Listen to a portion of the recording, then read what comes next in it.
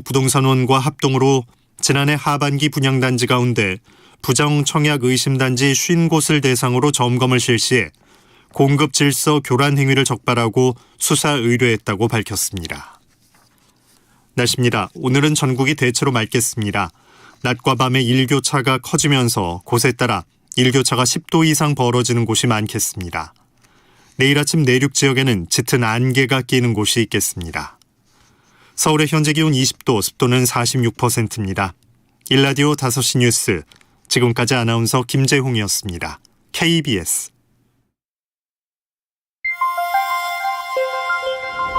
대한민국 중심 채널 KBS 1라디오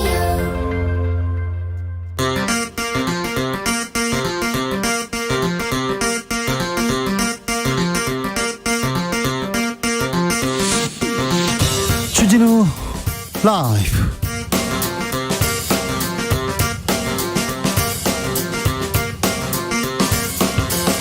(2022년 10월 12일) 수요일입니다. 안녕하십니까, 주진우입니다.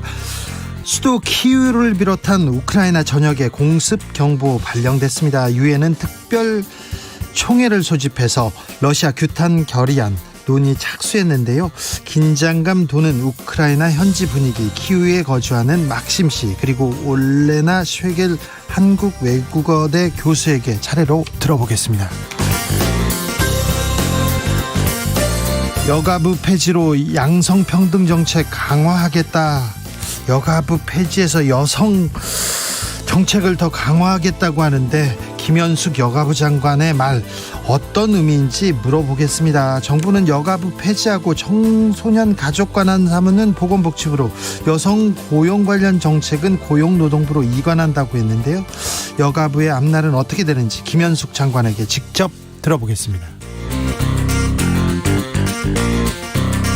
감사원의 정치적 중립과 독립성 논란, 전국의 핵으로 부상했습니다. 감사원에 대한 국감은 끝났지만 야당은 감사원장과 사무총장을 공수처에 고발하면서 고삐 바짝 죄는 모양새입니다. 감사원에 대한 정치권 공방 이어갑니다. 이슈 티키타카에서 짚어보겠습니다.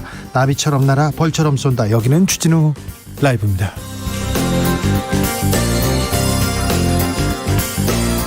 오늘도 자중차에 겸손하고 진정성 있게 여러분과 함께 하겠습니다. 오늘부터 교차로 우회전할 때 횡단보도 앞에서는 무조건 멈춰야 됩니다. 멈추지 않으면 범칙금 벌점 부과됩니다. 승합차는 7만 원이고요. 승용차는 6만 원이라고 합니다. 벌점 10점이라고 하니까 꼭 이렇게 기억하셔야 됩니다. 벌점이 문제가 아니라 저 운전자도 보행자를 위해서 안전한 도로 환경 만들어 주셔야 합니다. 가을입니다. 드라이브하기 좋은 계절이다, 이렇게 얘기하시는 분도 있는데요. 어디 가세요? 어디가 좋습니까? 알려주시고요. 차에서 어떤 음악 들으면서 가요? 뭐 하면서 가요? 먹으면서 가요? 이런 거 차에서 이렇게 드라이브 할 때 뭐 하시는지 알겠어요. 옆 사람 꼭 손잡고 다닌다, 그것까지는 알겠는데, 네. 주행 중에 어떻게 다니는지 그것도 얘기 좀 해주십시오. 네. 주진우 라이브 들으면서, 네, 주라 노래 들으면서 간다고요? 괜찮습니다. 네. 그런 전화도 와도, 네, 주라, 괜찮습니다. 네. 아무튼, 드라이브 어디로 가시는지, 가을날 어떻게 보내시면 좋은지, 어떤 음악 들으시는지, 네, 차 안에서 뭐 하고 계신지, 지금 차에 계시면 뭐 하고 계신지도 알려주십시오. 샵 9730, 짧은 문자 50원, 긴 문자는 100원이고요. 콩으로 보내시면 무료입니다. 그럼 주진우 라이브 시작하겠습니다.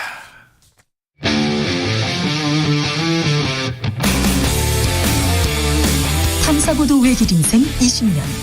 주 기자가 제일 싫어하는 것은?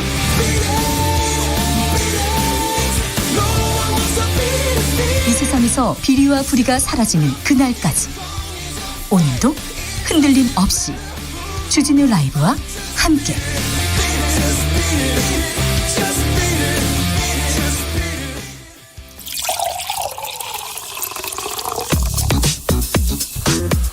진짜 중요한 뉴스만 쭉 뽑아냈습니다. 주스 정상근 기자, 어서 오세요. 네, 안녕하십니까. 한국은행이 기준금리 크게 올렸습니다. 네, 한국은행이 오늘 석 달 만에 다시 빅스텝, 그러니까 기준금리를 0.5%포인트 인상했습니다. 이로써 우리 기준금리는 현재 연 2.5%에서 3%로 올라갔는데요. 네. 이 3%대 기준금리는 지난 2012년 10월 이후 10년 만이고요. 이 5차례 연속 기준금리 인상도 한국은행 역사상 처음입니다. 그런데 금리 앞으로 더 오릅니다.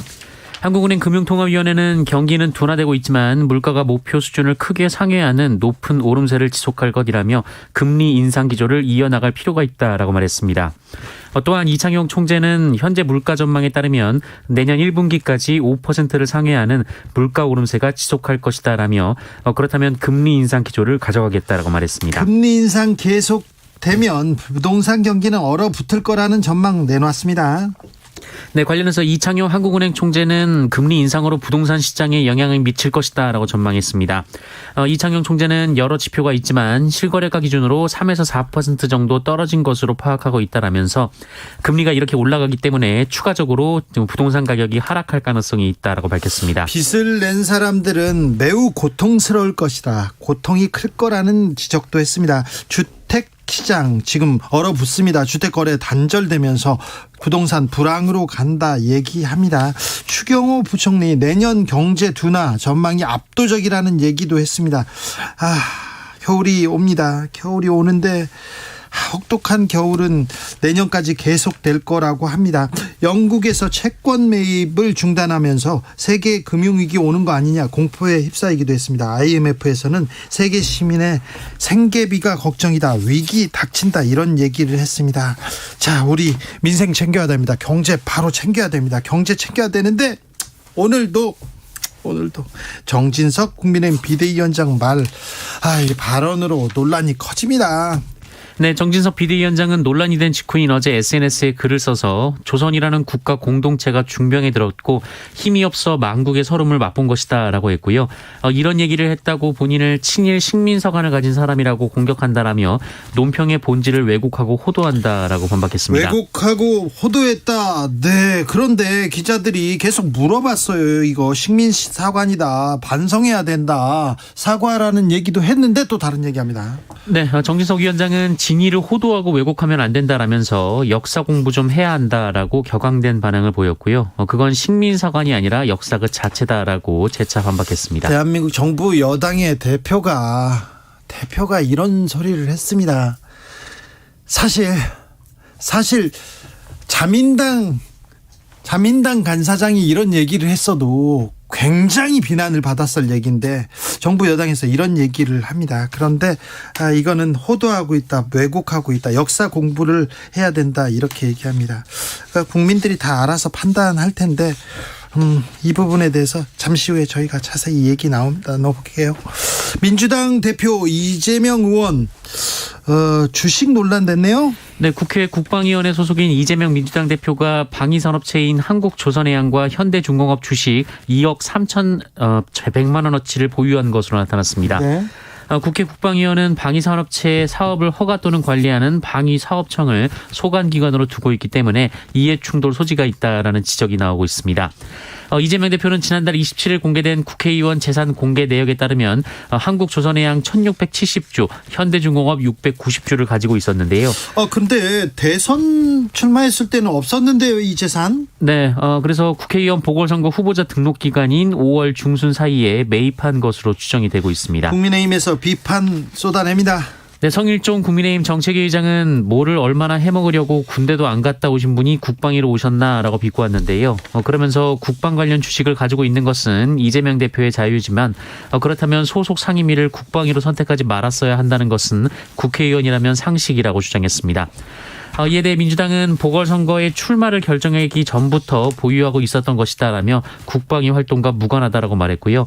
이미 국회 등의 백지 신탁 등에 대한 심사를 청구했다라면서 통상 2개월의 심사 기간이 필요하고 아직 결과를 통보받기 전이라고 설명했습니다. 네. 크림대교 폭파 사건 이후에 러시아 그리고 우크라이나 긴장 감도입니다. 일단 폭파한 용의자는 잡았다는 발표가 나왔어요. 네, 러시아가 현지 시간 8일 발생한 크림대교 폭발 사고 용의자 8명을 체포했다고 로이터 통신 등 외신들이 보도했습니다. 이에 따르면 러시아 연방보안국이 체포한 용의자는 러시아인 5명, 우크라이나, 아르메니아인 등이었다고 하는데요. 앞서 러시아 연방보안국은 이 크림대교 폭발을 우크라이나 국방정보부가 조작했다라고 주장한 바 있습니다. 동원령을 피해서 러시아 청년들이 해외로 도피한다 이런 얘기했는데 국내로도 더 오고 있어요? 네, 동해에서 최근 러시아 젊은이들이 탄 작은 배들이 잇따라 발견된 일이 있었습니다. 네. 그제 울릉도에서 5명의 러시아 청년이 탄 배가 들어왔었고요. 이달 초에는 러시아에서 온 다른 요트 3척이 동해상에서 발견된 뒤 포항으로 옮겨진 일도 있었습니다. 정부 어떻게 한답니까? 이 승선 인원이 도합 20명이 넘는다라고 하는데요. 정부는 이들의 목적이 불분명하다면서 입국을 허가하지 않고 거의 대부분 돌려보냈습니다. 이 법무부 측은 KBS 취재에 이들이 동원령을 피해서 왔는지 단정할 수 없다라며 이 국제 정세가 급변하고 있어서 이 당국으로선 입국 목적이 확실한 사람 위주로 허가할 수밖에 없다라고 설명했습니다. 미국이 대중국 반도체 수출 통제 대상에서 우리 기업들은 1년간 유예시켰습니다. 네, 최근 미국 기업의 대중 반도체 장비 수출을 금지한 미국 정부가 삼성전자와 SK 하이닉스 중국 현지 공장에 대해서는 1년간 미국 정부의 허가를 신청하지 않고도 장비를 수입하도록 허용했습니다. 이에 따라 두 기업 모두 일단 향후 1년간은 별다른 추가 절차 없이 장비를 공급받을 수 있게 돼서요. 이 중국 내 생산에 당분간 차질이 없을 것으로 보입니다. 검찰이 철강 담합 사건 조사 중입니다. 네, 이 검찰에서 이 철강 담합 사건을 조사를 하고 있습니다. 이 검찰이 최근 이 철강 담합 혐의를 받는 국내 7대 제강사에 대해 강제 수사에 착수했는데요. 서울중앙지검 공정거래조사부는 오늘 현대제철과 동국제강, 대한제강, 한국철강, YK스틸, 환영철강공업, 한국제강의 본사 및 서울지사, 관계자 10명의 사무실, 10여 명의 사무실에 검사와 수사관 등을 보내 압수수색을 벌였습니다. 어떤 혐의입니까? 이들은 2012년에서 2018년 조달청이 정기적으로 발주한 철근 연간 단가 계약 입찰에서 사전에 낙찰 물량과 입찰 가격을 합의하고 공정거래위원회 조사에 협조하지 않은 혐의를 받고 있습니다. 담합 규모도 어마어마합니다. 네, 규모가 5조 5천억 원에 달한다라고 하는데요. 이 조달청 관급 입찰 사상 가장 큰 규모로 전해지고 있습니다.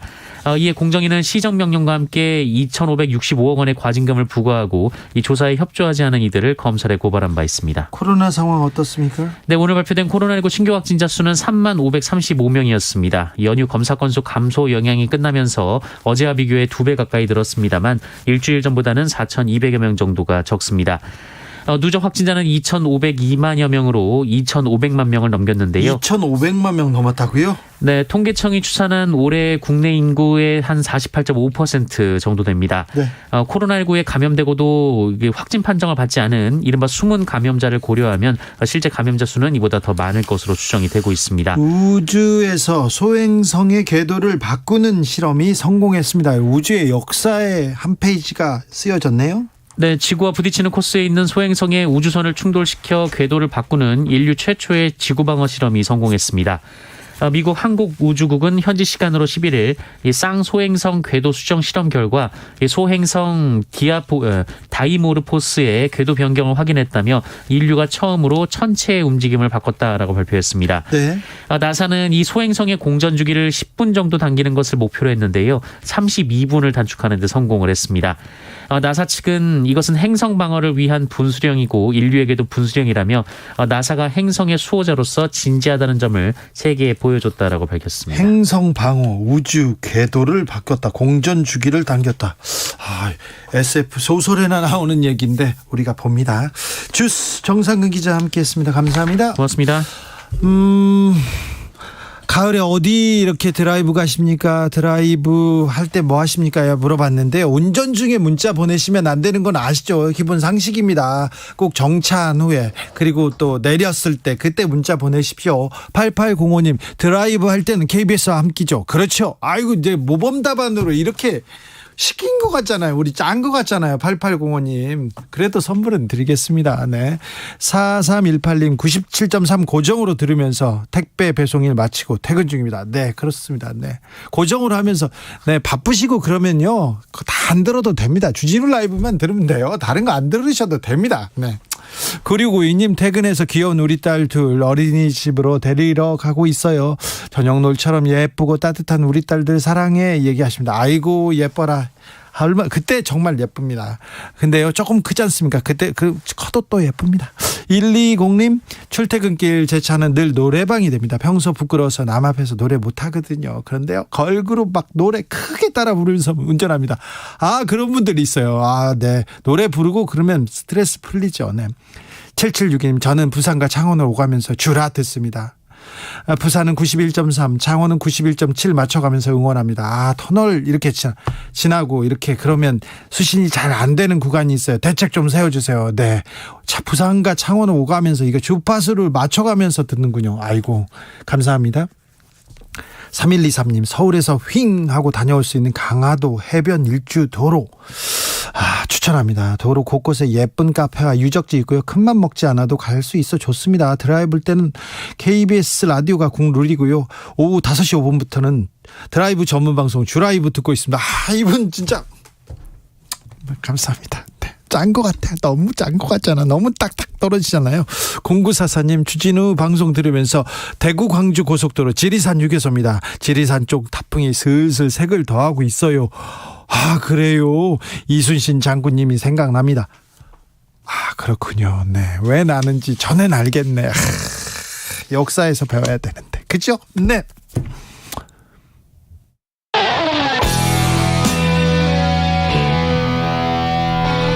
스치기만 해도 똑똑해진다. 드라이브 스루 시사 주진우 라이브.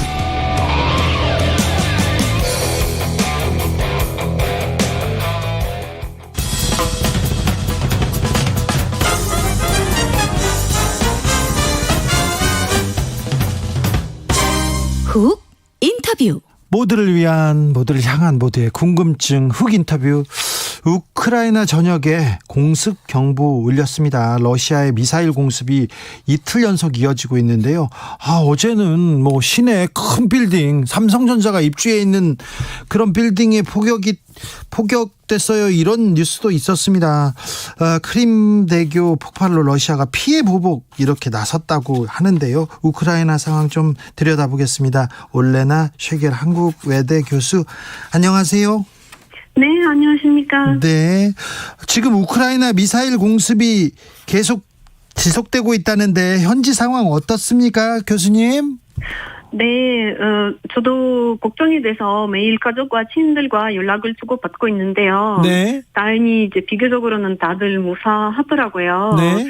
그래서 이번에 이제 수도인 키우까지 미사일이 날아가가지고 사실은 저희 집 근처에서는 여러 발이 떨어졌거든요. 예. 그래서 우리 아파트에서 같은 친 이제 옆집 아저씨한테 전화해서 제가 이제 물어봤죠. 근데 네. 우리 아파트까지는 아직 괜찮다고 하더라고요. 근데 아이고.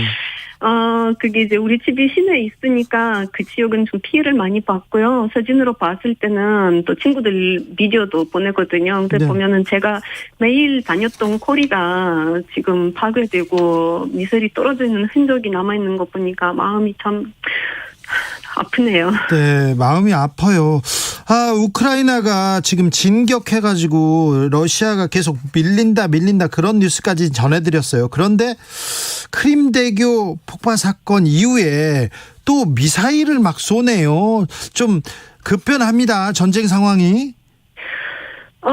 제가 한국 언론에서 우크라이나가 반격하고 있으면서 전쟁이 곧 마무리되지 않을까 이런 이제 보도가 여러 번 나왔었을 때, 네. 그거는 참 그랬으면 좋겠지만 네. 너무 앞서가는 그런 뉴스다라고 이제 말씀을 드렸거든요. 왜냐하면 네. 우크라이나가 이제 반격을 하고는 있었지만 러시아도 지금 쉽게 네. 물러설 수 있는 입장이 아니거든요. 네. 그래서 지금 질문하시는 것 중에 이제 하나는 러시아가 이게 왜 이런 공격을 그러니까 의도가 무엇인가라고 이제 생각을 해볼 수 있고, 두 번째는 이제 크림대교 폭발과 관련이 어떤 관련이 있는지 예. 이렇게 좀 물어보신 것 같은데, 우선 러시아가 지금 이 공습을 실시하고 있는 거는 잘 아시겠지만은 우크라이나의 에너지 인프라를 겨냥하고 있는 건데요. 네. 이 러시아 집중 폭격으로 인해 우크라이나 에너지 인프라가 한 3분의 1 정도가 파괴된 상황입니다. 그래서 그런 만큼은 지금 우크라이나 사람들 모두가 굉장히 힘겨워하고 있는 것은 이제 사실이고요. 예. 우선 푸틴이 뭐 문제에 몰려 있다라는 말을 많이 사용하잖아요, 요즘에. 그건 틀린 말은 아닌데요. 며칠 만에 전쟁을 끝낼 수 있을 거라고 생각했는데 지금 7개월 넘게 계속되고 있지 않습니까? 예. 그것도 뭐 좀 승리라고 할 만한 부분도 없는 상황이고요. 그래서 푸틴이 지금 발을 뺄 수가 없는 상황이죠. 올인해야 되는 거고. 네. 두 번째로는 이제 우크라이나의 저항을 아까 말씀하신 것처럼 우크라이나 반격을 하면서 일부 연토를 달환까지 했었잖아요. 그래서 예. 이런 우크라이나의 승진을 좀 약화시키기 위해서 지원시키기 위해서 하는 것으로 볼 수도 있을 것 같은데요. 네. 근데 에너지 인프라를 그냥 하는 만큼 네. 이 겨울 동안 러시아가 사실은 앞으로 그렇게 뭐 비교적으로 적극적으로 공격하지 않다 하더라도 네. 우크라이나 사람들에게 굉장히 힘겨운 겨울이 될 거라고 생각을 합니다. 네, 네. 그리고 이제 그 공습을 하면서 러시아가 지금 병력이 부족한 상황에서 지금 그래서 돈원령까지 내린 거잖아요. 예. 그래서 이 진집이 그 생각대로 제대로 되지 않는 상황에서 네. 시간이 필요한 겁니다. 그래서 네. 공습을 실행하면서 계속 지금 시간을 보려고 하는 거고요. 네, 네. 근데 아까 크림반도에 대해서 크림 대교에 대해서 네. 여쭤보셨는데, 네. 근데 그 푸틴의 그 연설에서도 그 얘기가 나왔었죠. 이번 그 공습은 크림 대교 폭발에 대한 보복이다. 예. 이렇게 얘기를 했었는데요. 근데 제가 보기에는 이 대교 폭발은 우크라이나에서 했을 가능성이 굉장히 낮다고 보고 있습니다. 예. 우선 러시아는 이번 공습을 크림 대교 폭발 이전부터 준비를 해왔던 사실을 면덕하게 제가 말씀을 드려야 될 것 같은데요. 예. 10월 2일부터 카스피해 인근 등 여러 가지 지역에서 미사일 발사 위치로 미사일을 이제 배치하는 모습이 위성으로 포착됐었거든요. 네. 그래서 지금 보시면은 크림대교 폭발이 일어나고 그 보복으로 우크라이나를 한다는데 예. 폭발이 일어났을 때 미사일 배치와 발사 세팅이 벌써 되어 있는 상황이었거든요. 아하. 이런 거를 봤을 때는 네. 이게 우연의 일치라고 생각하기가 조금 어려울 것 같아요. 예, 알겠습니다. 아이고, 교수님, 뭐, 말을 저보다 또박또박 더 잘하시는 것 같아요. 아닙니다. 좀 한숨 돌리고 계세요. 제가 우크라이나 현지 상황 좀 물어보고 올게요. 네. 네. 우크라이나 현지에 있는 막심 크리니츠키 씨 연결해 돼 있습니다. 안녕하세요. 네, 안녕하십니까? 네. 지금 어디에 거주하고 계십니까? 저는 지금 키우 지역 외곽 도시에서 거주하고 있습니다. 네. 피해가 좀 있습니까? 아니요, 저는 괜찮습니다. 개인적으로는 피해 보지 않았고 저희 가족도 다 멀쩡합니다. 그래서 다행이네요. 근데 한국말을 어떻게 이렇게 잘하세요? 예? 한국말을 어떻게 이렇게 잘하십니까? 저는 돈역으로 일하고 있습니다. 그래요? 한국어 돈역으로요. 한국어를 어디서 네. 배우셨어요? 키우 대학교에서 한국어를 배웠습니다. 대학교에서 배우셨군요. 자, 네. 도심 지역에 미사일 공격이 이틀째 계속되고 있습니다. 그 피해 상황은 어느 정도 됩니까? 피해 상황은요. 예. 저희가 이번에 러시아가 키우 중심지로 미사일을 쏘는 것까지 믿고 있지 않았습니다. 네, 지금 피해 당한 들 중에서 네. 키우 셰프첸코 대학교 공무원이 있는데 거기서 놀이터로 미사일이 맞았다고 합니다. 네. 그리고 많은 이제 발전소, 변전소가 전국적으로 피해를 당했다고 알고 있습니다. 네. 지금 우크라이나 전역에 공습 경보 발령돼 있습니까? 지금도 경보가 내려진 상태입니까? 아니요, 지금은 끝났습니다. 끝났습니까? 어제도 그렇고 그저께도 그렇고 거의 아침부터 12시 1시까지 공습 경보가 내려져 있었는데 네. 각각 총 5시간 정도였어요. 5시간 정도만 내려져 있었군요. 네. 지금 우크라이나에서는 정부와 언론은 지금 상황을 어떻게 설명하고 보도하고 있습니까? 일단 푸틴이 이번 미사일 공격으로 공격을 한 게 크림대교 폭발 때문에 아니고 전쟁터에서 우크라이나가 이제 우크라이나 군대를 이기지 못하기 때문이다. 이런 이제 언론들이 많이 얘기를 하고 있어요. 예. 그리고 이제 폭격기로 우크라이나 시민들이 분노가 넘치고 보복할 심정이 강해졌다. 네. 그리고 이제 테러 국가 러시아가 대가를 치르게 될 것이다. 이렇게 얘기를 하고 있는데요. 네. 네, 주로 이런 내용입니다. 네, 네. 아무튼 건강하셔야 되고 안전히 잘 계셔야 됩니다.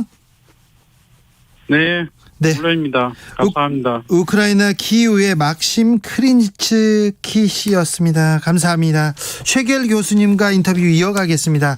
교수님, 네. 현지 상황은 저렇답니다.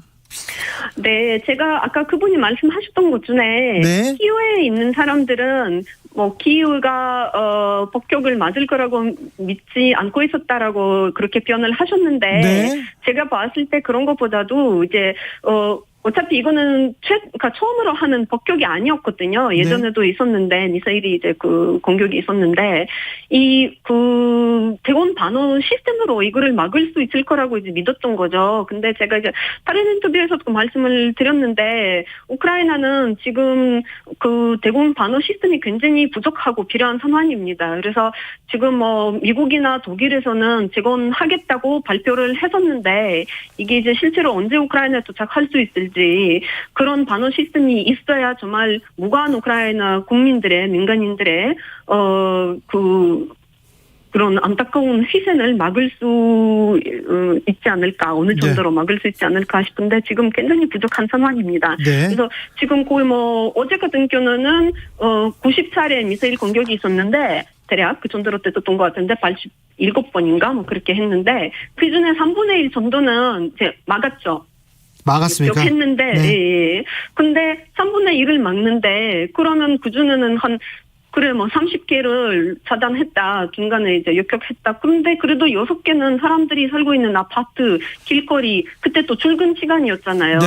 그래서 참으로 보면은 그냥 아동병원 의사인데 암 환자를 치료했던 의사인데 출근길에 찾다가 그 미사일 맞아가지고 이제 죽었던 그런 의사도 있었고요. 5살 아들이 이제 혼자 남았고요. 이거는 정말 그런 이야기가 너무 많은데 이런 일이 정말 벌어져서 안 되는 일입니다. 그렇죠. 전쟁은 빨리 끝나야죠. 그런데요, 이번 공습으로 에너지 시설 30%가 피해 입었다는 보도 나왔어요. 겨울 다가오는데 에너지 문제 심각해질 것 같습니다.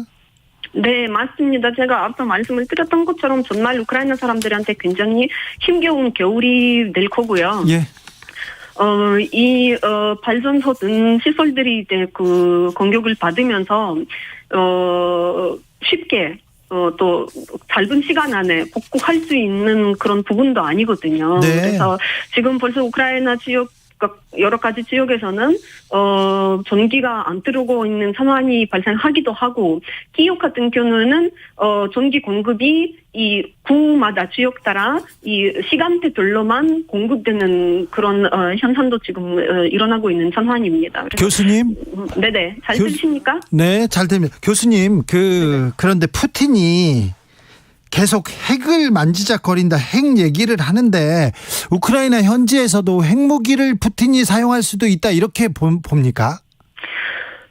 글쎄요, 뭐, 사람마다 아마 보는 그런 입장이 조금 다를 수 있을지는 모르겠는데, 저 같은 경우는 푸틴이 핵무기 사용 가능성을 고려하고 있다는 것 그 자체가 굉장히 위험한 것이라고 생각을 합니다. 네.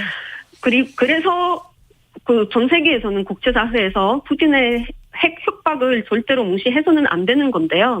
근데 여기에서는 또 다른 한편에서 생각을 해봐야 되는 건 뭐냐면 이 러시아 내에서도 전쟁을 지지하면서도 네. 핵무기 사용을 반대하는 세력들이 제법 있습니다. 예. 그게 얼마나 위험한지 알기 때문이죠. 네. 그래서 푸틴이 독재자이기 때문에 거의 무제한의 결정권을 가지고 있기는 하지만 핵미사일 발사라고 하는 거는 푸틴이 혼자 버튼을 그냥 하나만 눌러서 되는 건 아니거든요. 예. 그래서 그 주변에서도 죄악의 경우를 막고자 하는 사람들이 있을 거라고 믿습니다. 자, 우크라이나 전쟁은 푸틴이 러시아가 침공하면서 러시아가 일으켰죠. 그렇죠. 그런데 우크라이나 내부에서 우리 정치가 썩어서 그렇다. 러시아는 전쟁을 일으키지 않았다. 이렇게 주장하는 사람들도 있습니까? 혹시? 그거는 제가 봤을 때는 우크라이나 사람들이 아니라 예. 이 우크라이나 내에서 살고 있는 러시아 사람들이지 않을까라는 생각이 듭니다. 그래서 우크라이나 사람이라면 그렇게 생각하는 사람이 없을 거라고 생각을 하고요. 예. 이 질문에 대해서 제가 뭐 짧게 답변 드리기가 조금 어려울 것 같아요. 왜냐하면 네. 이거는 이제 그 소련 말 선환이란 이런 건 좀 약간 역사를 설명하면서 알겠어요. 답변을 드려야 되는 건데 네, 네. 근데 우크라이나 사람들 중에 그렇게 생각하는 사람이 없을 거라고 생각합니다. 알겠습니다. 러시아 사람은 그렇게 생각할 수도 있고요. 우크라이나 인구 중에 네. 동부에서는 사는 사람들 중에 21%가 전쟁 이전 동기지만은 네. 21%가 러시아계 사람들이었거든요. 알겠습니다. 네. 하루빨리 평화가 오기를, 우크라이나의 평화가 오기를 빌겠습니다.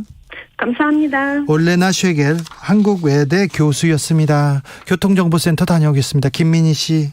오늘 오후 교통량이 많은데요. 영동고속도로 인천 쪽으로 진부 부근에서는 작업 여파로 정체고요. 더 가서 중내 부근에서는 사고가 나면서 2차로와 갓길을 막고 처리 작업을 하고 있습니다. 부근으로 많이 혼잡합니다. 이후로는 양지에서 양지터널 사이와 또 동수원에서 부곡 사이로 정체되는데 동수원 부근 1차로에는 고장난 차가 서 있습니다. 더 가서도 군포에서 둔대분기점 사이와 또 군자분기점에서 영동선 시점 사이로 속도 줄여 지납니다. 중부고속도로 하남 쪽으로는 남이천 부근과 곤지암에서 광주분기점 부근, 다시 중부 3터널에서 중부 1터널까지 정체고요. 통영 대전고속도로 대전 쪽으로 추부 부근에서는 오늘도 작업 여파받아 정체 심합니다. 평택 시흥고속도로 시흥 쪽으로는 마도분기점에서 송산마도 사이로 벌써 12km 구간에서 정체 길어져 있습니다.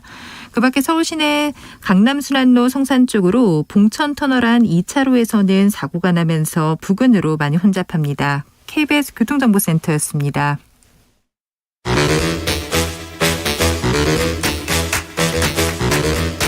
이것이 혁신이다. 여야를 내려놓고 관습을 떼버리고 혁신을 외쳐봅시다. 다시 만난 정치 공동혁신구역.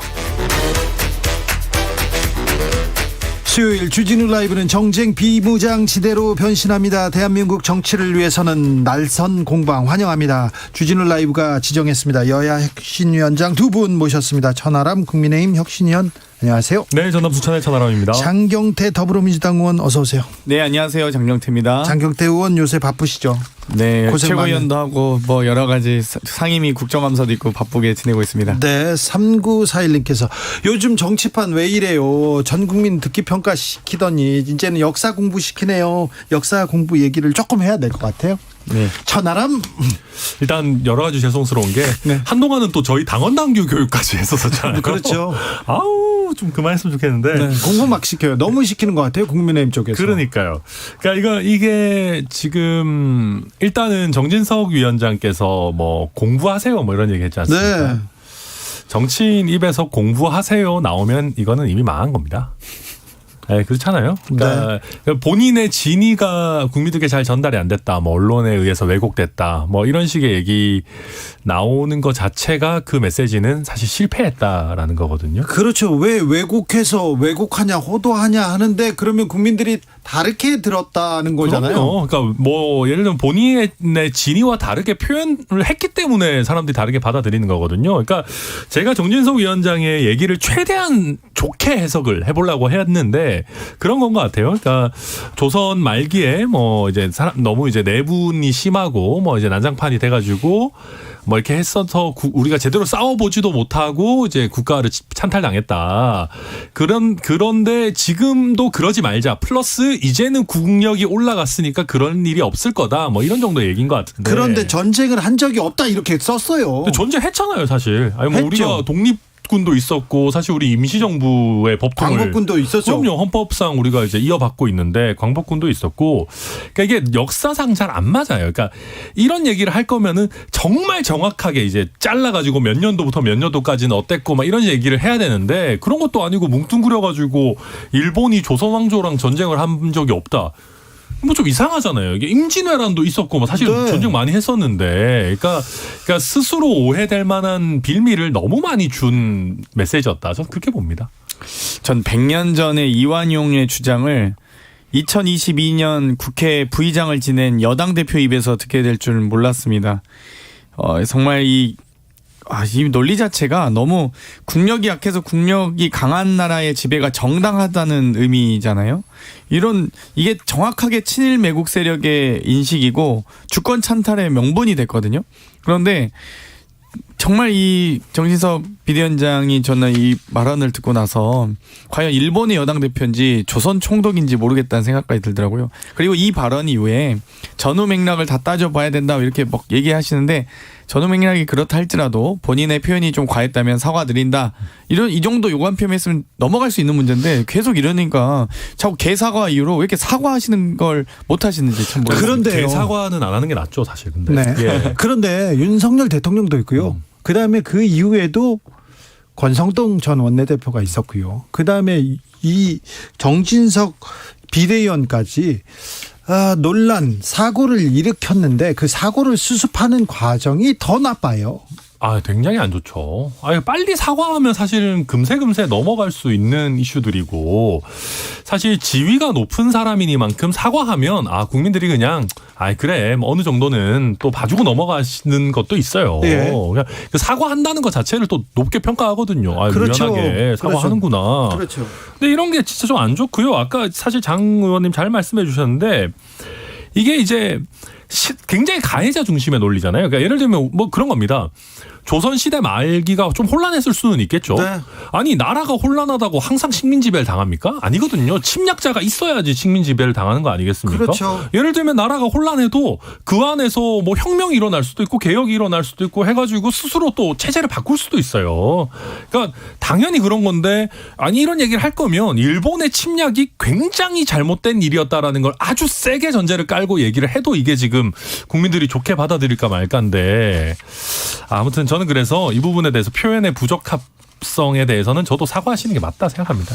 아무튼 자민당 간사장이 얘기하는 것도 좀 부적절한데, 정부 여당의 대표가 일본 자민당 간사장 이 얘기했어도 난리 나죠. 예. 대한민국이 발칵 뒤집어질 만한 일인데, 우리 대한민국의 여당 대표 입에서 나왔으니 뭐 더 정말 어처구니가 없습니다. 이선배님께서 정치인들이야말로 역사관 좀 공부 다시 하셔야 됩니다 얘기하고요. 조성빈님, 구한말에 나라가 뭉그러졌어도 그게 일본 침탈의 정당성으로 해석되는 말은 우리 정치인이 하면 안 되죠 얘기합니다. 1414님, 잘못하면 인정하고 사과하고 잘하면 칭찬하는 그런 양당 기대합니다. 혁신구역 코너 잘합니다. 이야기 듣기 편합니다 얘기했습니다.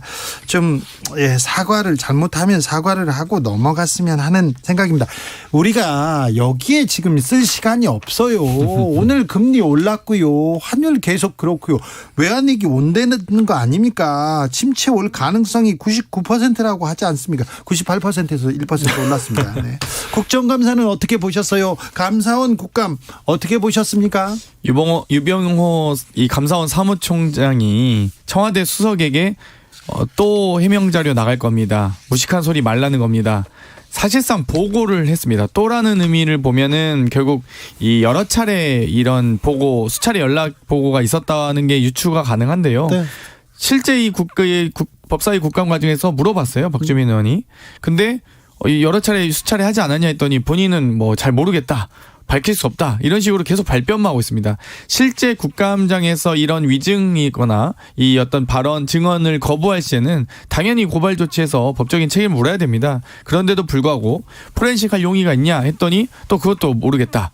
계속 이 발뺌만 하고 있습니다. 어찌되었건 이 감사원은 정말 헌법기관으로서 독립적이고 자치적인 활동을 해야 되는데도 불구하고 생명이죠. 대통령실에 이렇게 하명, 감찰, 왜 이렇게 감사원이 비상식적인 칼춤을 추는지 정말 이해가 안 갔었는데 이제야 조금 이해가 가기 시작하고요. 여러 지금 민간인에 대한 사찰도 하고 있습니다. 이 철도 이용 기록부터 시작해서 여러 가지 감찰을 진행하고 있는데요. 이제는 감사원이 감사를 받아야 될 때다라고 말씀드리고 싶습니다. 네, 저는 일단 저희 국민의힘에서 유병호 사무총장을 감싸지 말았으면 좋겠습니다. 왜냐하면 감사원 사무총장은 여당의 일원이 아닌 것은 당연하고 사실 윤석열 정부의 일원도 아닙니다. 네. 그러니까 저희가 감싸야 될 대상이 아니에요.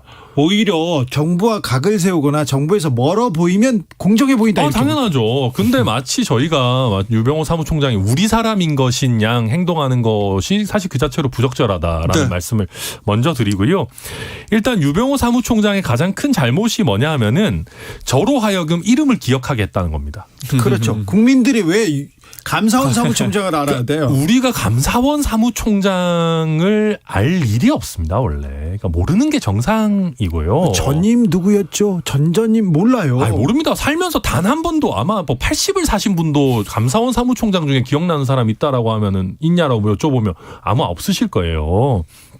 그래서 이 전체적으로 답변하는 태도나 답변 내용의 어떤 충실성이나 이런 것들이 좀 안 좋아 보여요. 게다가 이탄희 의원이 계속해서 이렇게 뭐 물어보잖아요. 뭐 이거 한 적 있냐.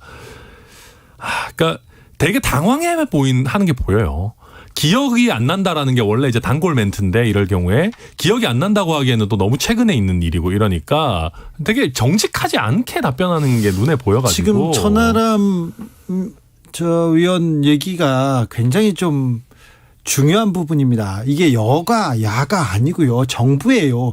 이럴 경우 윤석열 정부가 신뢰도가 떨어집니다. 그럼요. 타격 입어요. 그리고 감사원은 심지어 저희 정부의 일원이 아니에요. 그리고 최재해 감사원장도 심지어 저희가 임명한 사람이 아니라니까요. 그러니까 저희가 오히려 저는 말씀드리는 게 대통령께서 오히려 감사원이랑 연락하지 마라. 감사원 독자적으로 그냥 독립적으로 감사하게 내버려 둬야 된다. 그런 얘기를 라고 세게 저는 내부적으로 해주셔야 되고 외부적으로도 해주셔야 된다 생각합니다. 뭐 지금 상식적으로 윤석열 정권이 제대로 운영하고 있는 게 뭔지 모르겠습니다. 지금 인사참사부터 시작해서요. 경제참사, 외교참사, 국방참사, 또 교육참사까지 참사 5연타 치고 계시거든요. 그래서 너무 참사라고 이제 시작했는데 참사라고 너무 하는 거 아닙니까? 이 국격과 이런 여러 가지 국익을 훼손하는 일 같은 경우는 뭐 제가 참사 저도 겪고 싶지 않습니다. 그런데도 불구하고 이렇게 붙이고 있고요. 어느 하나 지금 갑자기 일제고사 부활하겠다. 갑자기 고교 서열화 하나 이 사교육비를 조장하는 이런 정책들 갑자기 그러니까 하실 수 있습니다. 보수 정권은 저희가 존중하는데요. 최소한 논의를 좀 하시고 이 교육 전문가 간담회 하시고 하셨으면 좋겠는데 한밀 합동군사훈련 논의를 하시고 하시던지요. 뭐 전혀 지금 한밀 합동군사훈련 일본 도쿄 앞바다나 하와이에서 해왔던 훈련이에요. 근데 지금 갑자기 동해상에서 한다? 말이 됩니까? 어찌됐건 여러 가지 제가 너무 현안이 많아서 일일 사고라고 하는 겁니다. 국민들이 공부하시기 너무 급급하세요. 너무 힘드시겠어요. 뭐 짧게만 반박하면요. 이게 일제고사라는 표현 정확하지 않고 이게 그 원하는 학교에서만 학업 성취도 평가를 하는 걸 말씀드리는 거고 이게 학업 성취도 평가가 필요합니다. 이걸 가지고 예를 들면 줄 세우기가 아니라 정말 우리 학생들이 학업에 있어서 잘 따라가는지를 점검하는 목적으로 하자라는 것이고요.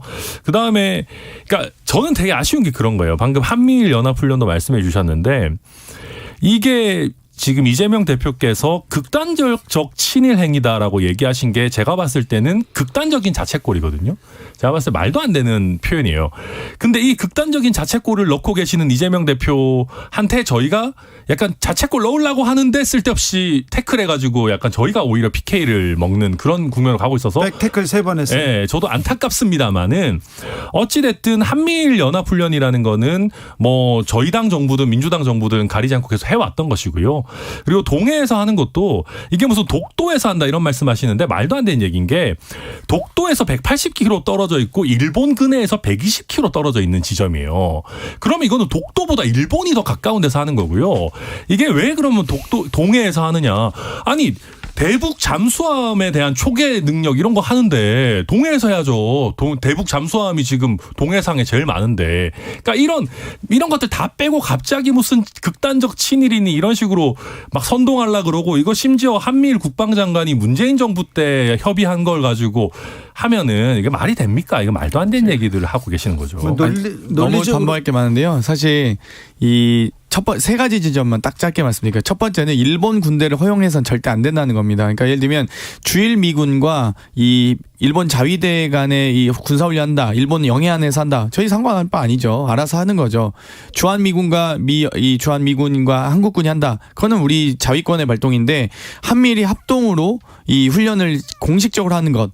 그리고 미국 항공모함까지 와서 하는 것 이게 문제라고 보고요. 두 번째는 그동안 다 구조와 수색에 대해서 방어형 훈련이 인도적 훈련이 주요 이 내용이었습니다. 근데 요격까지 하는 공격형 훈련이라는 점이에요. 그리고 마지막 세 번째로 그동안 방금 이 독도로부터 이 185km면 일본으로부터 더 가깝다고 하셨는데 그동안 제주도 작년 초만 해도 제주도 남동쪽 해양조사선 왔을 때 제주도로부터 130km였습니다. 규슈에서 더 가까워요. 근데도 불구하고 우리 해경 경비함이 대치했던 적이 있습니다. 더 이상 못 넘어오게끔. 그만큼 그렇게 따지면 배타적 경제 수역이 370km인데 180km까지 독도에 접근한 게 되거든요. 그러니까 아니 어느 하나도 훈련을 하는 거랑 우리랑한테 허가 안 받고 우리 수역에 들어오는 거랑 어떤 비교를 합니까? 자, 몇 킬로까지는 네, 어느 하나 이 공격형 훈련이 추가된 부분에 대해서 미국의 항공모함까지 들어온 부분에 대해서 또 미국의 인도태평양 사령부까지 들어와서 일본해라고 적시하는 부분들이 다 하나도 대한민국 국익에 도움이 되는 게 하나도 없습니다. 아니 이게 북 위험이 이렇게 켜진 상황에서 충분히 할 수 있는 훈련이죠. 알겠습니다. 이걸 가지고 문제 제기하신 거 말이 안 된다. 아무튼 감사원에서 조금 국민들 불편하게 할 만한 일들을 많이 만들고 있다는 거 좀 감사원에서 유념해야 됩니다. 특별히 민간인 시절까지 거의 사찰한다 이런 의혹을 받는 거 그 부분에 대해서는 감사원이 좀 명확한 해명 필요합니다. 공수처에 민주당에서는 공수처에 고발키로 했습니다. 이 사안에 대해서. 자, 과방위 국감으로 가볼까요? 과방위 국감은 어떻게 되고 있습니까?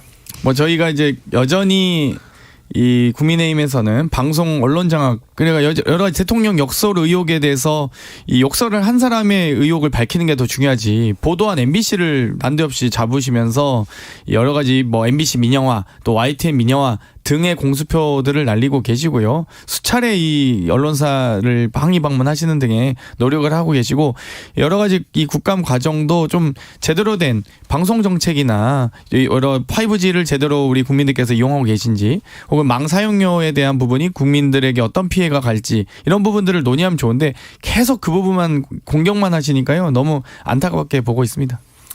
아니 공격할 거는 하는 것도 있어야 되겠지만은 저도 MBC한테 너무 그러고 이런 건 좀 안 좋다고 봅니다. 다만 오늘 있었던 이슈인가요? 네. 그 MBC에서 김건희 여사 관련해서 대역을 쓰면서 대역을 표시 안 한 부분. PD 수첩에. 예, 이런 거는 진짜 좀 잘못됐죠. 그런 거는 좀 도를 넘은 거 아니겠습니까? MBC는 잘못됐다고 바로 사과했습니다. 아, 그럼요. 바로 사과문 게재했고요. 네, 잘 했고요. 근데 애초에 이제 그런 걸 하지 말았어야 되는 것이고, 그 다음에 이제 방송 관련해 가지고는 아쉬운 게 늘 그런 겁니다. 그러니까 사실은 언론중재법 논의 이런 것들에 힘을 쓰느라고 민주당 같은 경우도 본인들이 정권을 잡고 있을 때 사실 공영방송 지배구조에 대한 제대로 된 개혁이라든지 이런 부분은 손을 안 댔었습니다. 계속 서로 핑퐁 게임 치고 있는 거거든요. 그러니까 아무튼 서로 좀 공영방송 이런 부분에 대한 근본적인 부분에 대해서도 좀 논의가 앞으로도 있었으면 좋겠습니다. 김건희 여사의 대역 실루엣도 기분 나쁘시죠? 저희는 마약 범죄자, 성폭력 범죄자의 수도 없이 노무현 대통령 실루엣 사용했습니다. 그래도 사과 방송 하나 하면은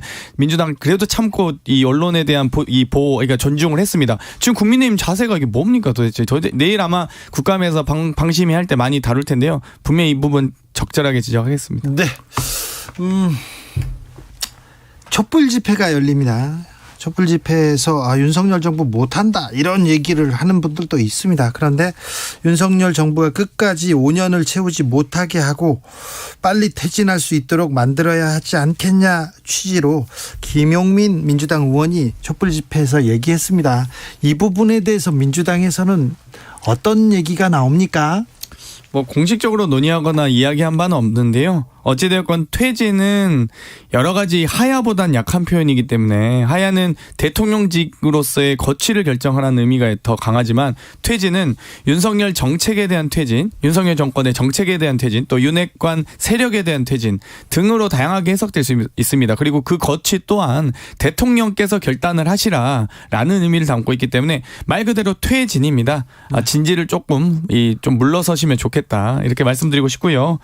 저희가 탄핵까지는 얘기 안 하지 않습니까? 그러니까 좀 제대로 가급적이면 모든 이 윤석열 정권의 실정이 결국 피해는 국민들이 또 대한민국이 전체적으로 국익과 국격이 훼손되기 때문에 가급적이면 이 정책에 대한 퇴진, 세력에 대한 윤핵관의 퇴진 좀 해주시면 너무 좋을 것 같습니다. 장경태는 정책에 대한 퇴진으로 얘기합니다. 네, 민주당에서 뭐 계속 그렇게 말장난하듯이 해석해 주시기를 바라고요. 아유 말장난은 예, 정진석 대표님만 아니 하겠어요. 이게 누가 봐도 윤석열 정부가 끝까지 5년을 채우지 못하게 하고 국민의 뜻에 따라 빨리 퇴진할 수 있도록 만들어야 되지 않겠냐. 이거를 글쎄요 그렇게 해석하는 국민이 얼마나 있을지 잘 모르겠습니다. 눈 가리고 아웅하는 것 같고요. 근데 그러니까 이런 게 저는 이제 아주 저질의 정치인 것 같아요. 김용민 의원 하는 게. 자, 이렇게 하면은 뭐가 불가능해지냐 하면은, 그러니까 뭐 저희도 뭐 협치 뭐 크게 노력하는 거 없어서 좀 아쉽습니다만, 저 같은 사람들이 민주당 주장에 설득당하거나 가끔씩 동의하는 걸 불가능하게 만듭니다. 왜냐하면은, 아니, 저희 당의 대통령을 퇴진시키자라는 사람들이랑 어떻게 저희가 협의를 합니까? 이거는 그냥 말 그대로 적과 적의 형태로 대치하자라는 얘기죠. 게다가, 아니 헌법기관으로서 충분히 본인이 스피커를 갖고 있는 분이 굳이 집회에 나갈 필요가 있습니까? 게다가 이게 어떤 정말 사회적 약자라거나 뭐 보이스가 꼭 필요하신 분들이 아니고 사실 자기 진영이잖아요. 그냥 본인에게 환호해 주는 사람들. 이게 이제 전형적으로 저희가 황교안 대표 때 하던 거죠. 가가지고 다 동의하는 사람들 앞에서 팬클럽인 거죠, 사실. 팬클럽 가가지고 한번 화끈한 얘기 한번 해주고 환호받고 자기 이제 카타르시스 느끼고 돌아오는 건데, 그러니까 우리 정치를 굉장히 더 어렵게 만들면서 본인 장사만 하는 거의 뭐 최고 저질의 정치 행태를 우리 김용민 의원이 보여주고 있다. 저는 그렇게 봅니다. 황교안 전 대표 자주 가셨고요. 김문수 이번에 또 경산호 저는 위원장. 그런 것도 좋지 않게 봅니다. 당연히. 네. 아니 이번에 김문수 경산호 위원장이 윤건영 의원님께 수령님께 충성하냐라는 질문을 또 답하셨더라고요. 전 이런 정말 진짜 수준을 얘기하려면 이런 좀 수준 낮은 분들 제발 안 보였으면 좋겠습니다. 저도 그런 거는 굉장히 수준 낮다고 생각하고 네. 그럼에도 불구하고 김용민 의원 건도 이것도 마찬가지로 윤석열 정권의 정책 퇴진하십시오. 네. 천하람 장경태 두 분 감사합니다. 아유 예 감사합니다. 잠시 후 2부에서는요. 여가부 폐지해서 여성 인권 챙기겠다 얘기하시는 김현숙 여성가족부 장관 모셔서 직접 어떤 의미인지 들어보겠습니다.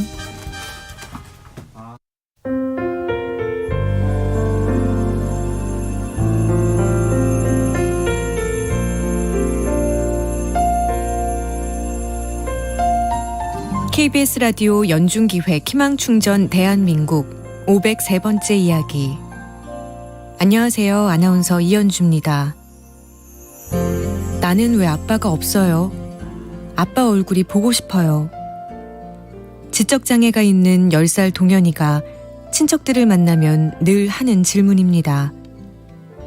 이혼 후 따로 살게 된 아빠는 언젠가부터 아예 연락이 끊겼습니다.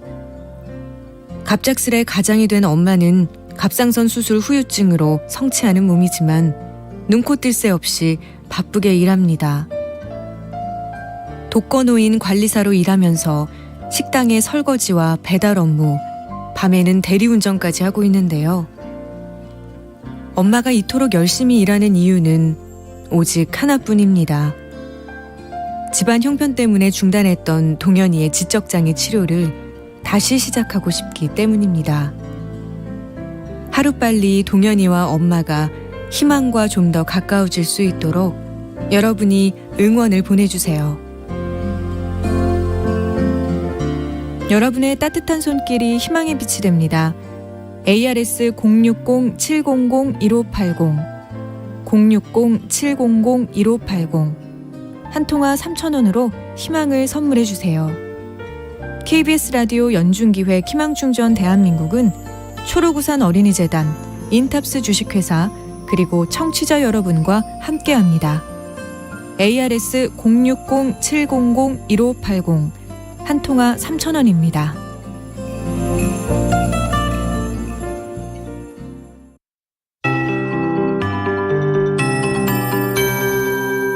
KBS 58분 날씨.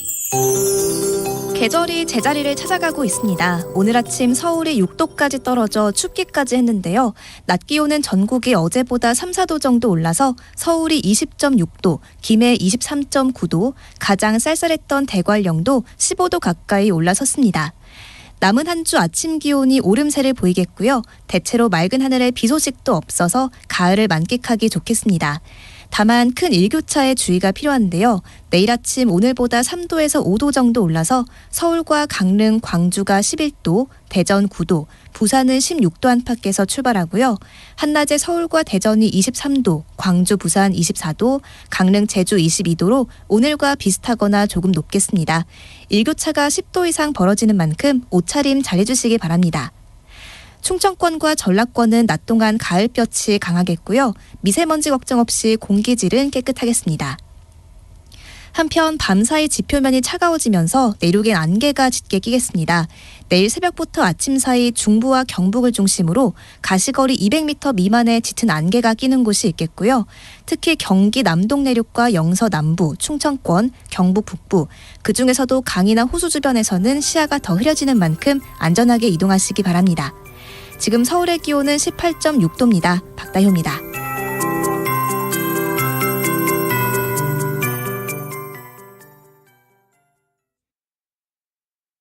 정성을 다하는 국민의 방송 KBS가 6시를 알려드립니다. AM 711kHz, FM 97.3MHz, KBS 1라디오입니다. HLKA.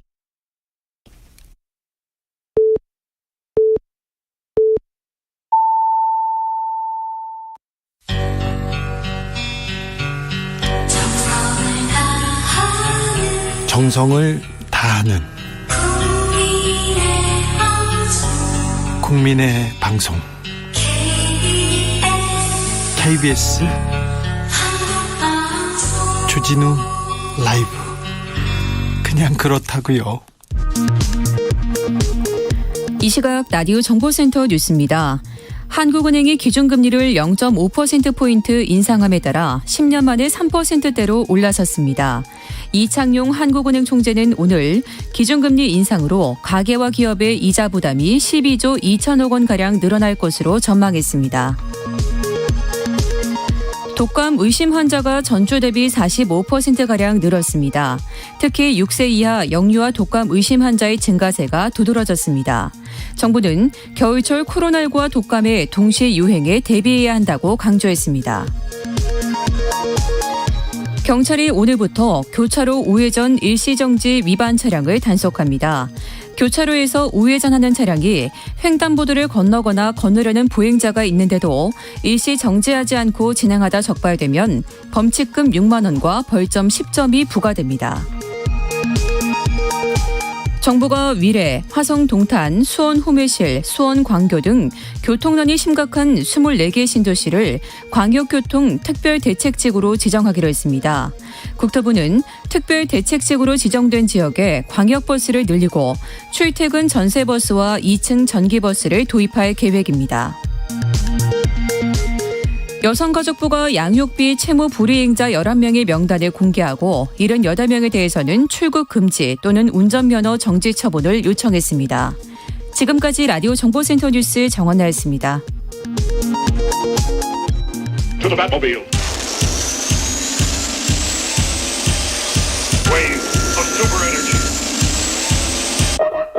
주 기자의 1분.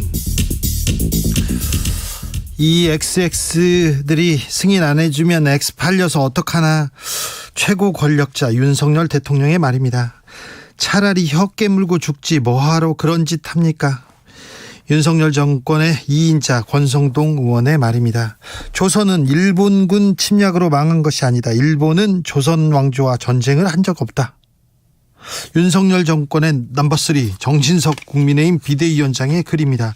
물론 본인은 내가 왜 넘버3야 넘버2지 이렇게 생각하실 수도 있지만 말입니다. 일본은 국군을 걸고 청나라와 러시아를 무력으로 제압하고 쓰러져가는 조선 왕조를 집어삼켰다고도 했습니다. 대한민국 정부 여당 대표가 이런 얘기를 했습니다. 식민사관이라는 지적이 이어졌습니다. 그렇더니 진위를 왜곡하면 안 된다. 역사 공부를 더 해야 된다고 말했습니다. 사과하라는 비판 이어졌습니다. 그러니까 전쟁 한번 못하고 힘도 못 써보고 나라를 빼앗겼다는 얘기다라고 설명했습니다. 아니 전쟁을 안 했다는 얘기하고 빼앗겼다고 이 말이 어떻게 같습니까? 그런 의미입니까? 오늘은 한 발 더 나가더라고요. 한반도 비핵화 공동선언은 파기돼야 한다. 악재를 악재로, 사고를 사고로 덮는 게 이 정권의 기본 덕목인가 봅니다. 말을 잘못해놓고 들은 사람 탓하는 게 이 정권의 중요 덕목인가 봅니다. 잘못하고 사과하지 않아야 이 정권에서 출세하는가 봅니다.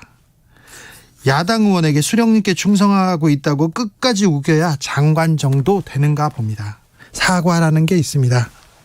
품격이라는 게 있습니다. 잘 모르시겠지만 지금까지 주 기자의 1분이었습니다.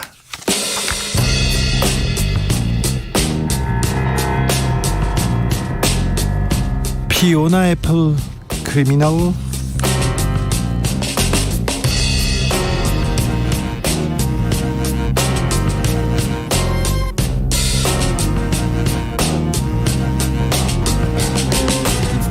I've been a bad, bad girl. I've been careless with a delicate man. And it's a sad, sad world. When a girl will break a boy just because she can. Don't you tell me to deny it. I done wrong and I wanna suffer for my sins. I've come to you 'cause I need guidance to be true, and I just don't know where I can begin. Ooh, what I need is a good defense, 'cause I'm feeling like a criminal, and I need to be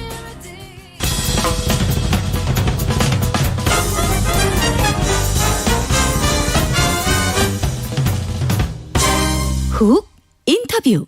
모두를 위한, 모두를 향한 모두의 궁금증 훅 인터뷰 이어가겠습니다. 여가부 기능을 바꿔서 오히려 확대 개편해야 된다. 민주당은 여성가족부 폐지안 반대 입장 공식화합니다. 정부 조직 개편안의 핵으로 떠오른 여가부 폐지안에 대해서 여성가족부 장관의 이야기 직접 들어보겠습니다. 장관님 안녕하십니까? 네, 안녕하세요. 네. 고생이 많으시죠? 아닙니다. 네. 부처 장관으로서, 폐지되는 부처의 장관으로서 어려움 크실 것 같은데, 여가부 폐지는 반드시 해야 됩니까? 네, 저는 사실 2001년 여가부 출범 이후 지난 20년 동안 호주제가 폐지되는 등 여성의 지위 향상에 사실은 많은 성과가 있었다고 평가합니다. 그렇죠. 다만 이제 최근에 변화된 사회 환경이나 청년층의 인식을 좀 반영한다거나, 네. 아니면 이제 젠더 갈등이나 권력형 성범죄에 대해서 적극적으로 대응하지 못하고, 양성평등이라기보다는 여성에 특화된 어떤 정책으로서 국민의 기대에 미치지 못한 측면이 좀 있었다고 생각이 되고요. 또 이제 무엇보다 제가 이제 취임하고 지금 4개월이 좀 넘게 지났는데요. 네. 와서 일을 하다 보니까 타부처 협업을 많이 해야 되는 그런 구조여서 지금의 어떤 부처 형태로서는 좀 하는 수 있는 일이 좀 제한적이다 이런 생각을 했습니다.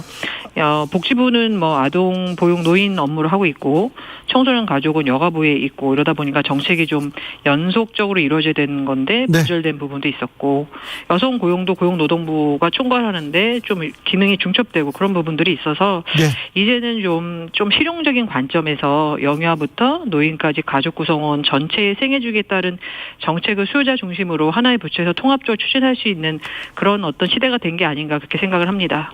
아니 다른 부처하고 협의할 게 많은데 장관이 사라지면 좀 어려워지지 않을까요? 그런 걱정도 합니다.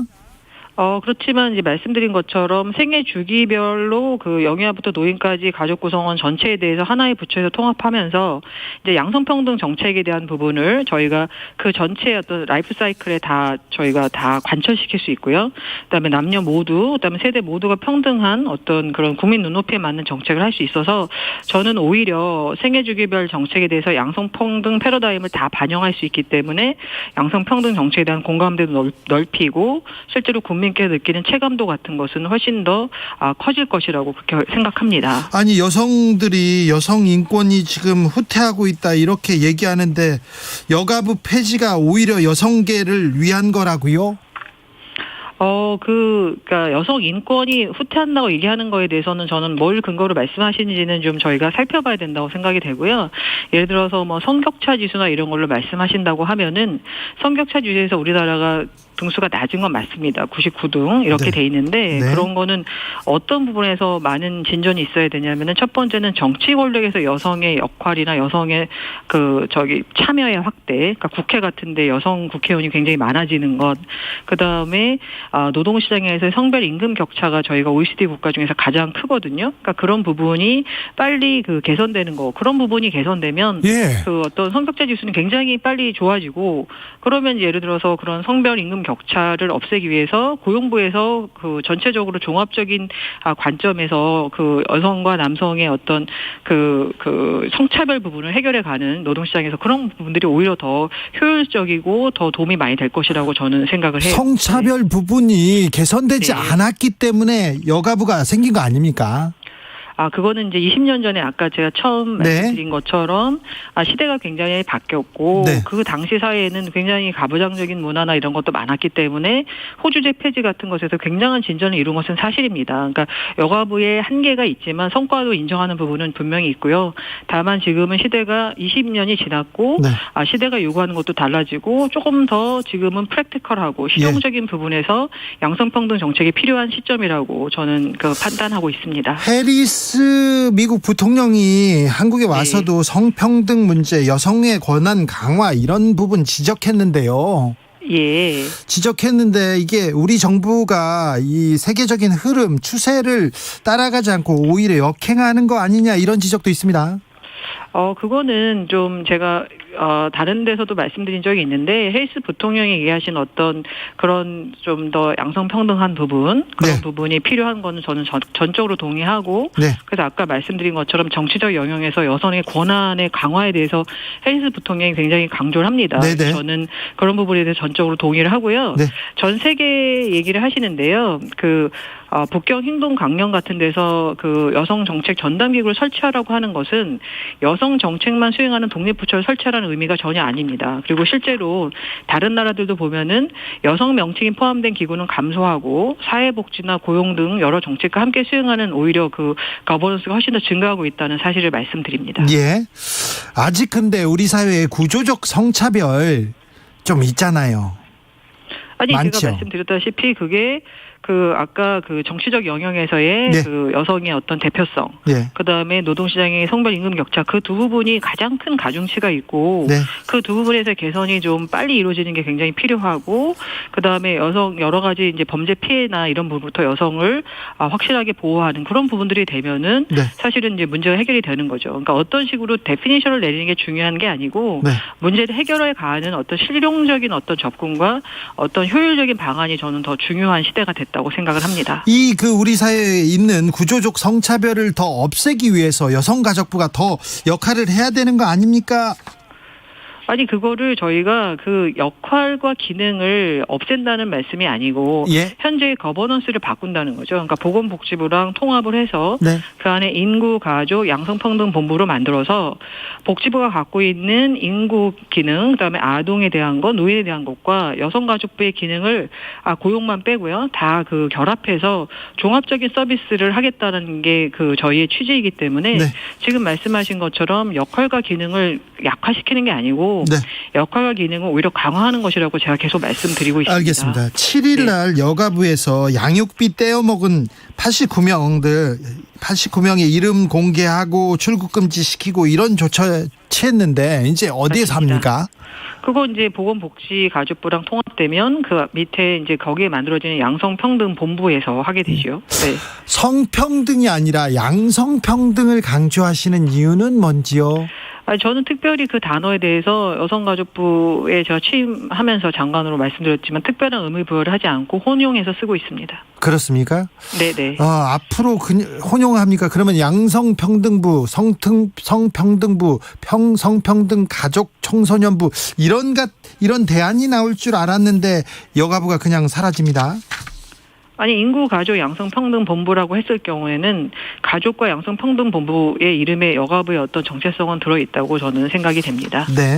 얼마 전에 신당역 영무원 살해 사건이 있었습니다. 그리고 스토킹 살인 사건 계속 이어지고 있는데 이 여가부가 없으면 이런 범죄에 대한 대응은 좀 어려워지는 거 아닌가요? 그렇지 않죠. 그러니까 이번 개편안이 피해자 중심주의 원칙 아래 폭력 피해자 지원 업무를 법무부로 이관하지 않고 양성평등 업무와 분리되지 않도록 마련했습니다. 그래서 피해자 중심주의 원칙 하에서 그런 폭력에 대한 대응 업무는 피해자에 대한 지원은 인구가족 양성평등본부로 이관돼서 지속적으로 추진될 것이고요. 네. 이미 저희가 그 주요 국정과제 안에 5대 범죄 폭력 피해자 보호 지원을 선정했습니다. 그래서 네네. 여가부, 법무부, 경찰청이 현재 협력하고 있고요. 이 업무는 양성평등본부로 그대로 이관돼서 더 강화될 것이라고 말씀드리겠습니다. 저출생 문제 계속 큰 사회적 숙제로 이렇게 다가오고 있는데 이 핵심이 여성의 안정적인 일자리 이거 해결해야 됩니다. 그 여성 고용 문제, 직장 내 성차별 문제 이거 제대로 좀 해결해야 되는데 이 고용부에서 여가부만큼 잘 챙길 수 있을까 우려 나옵니다.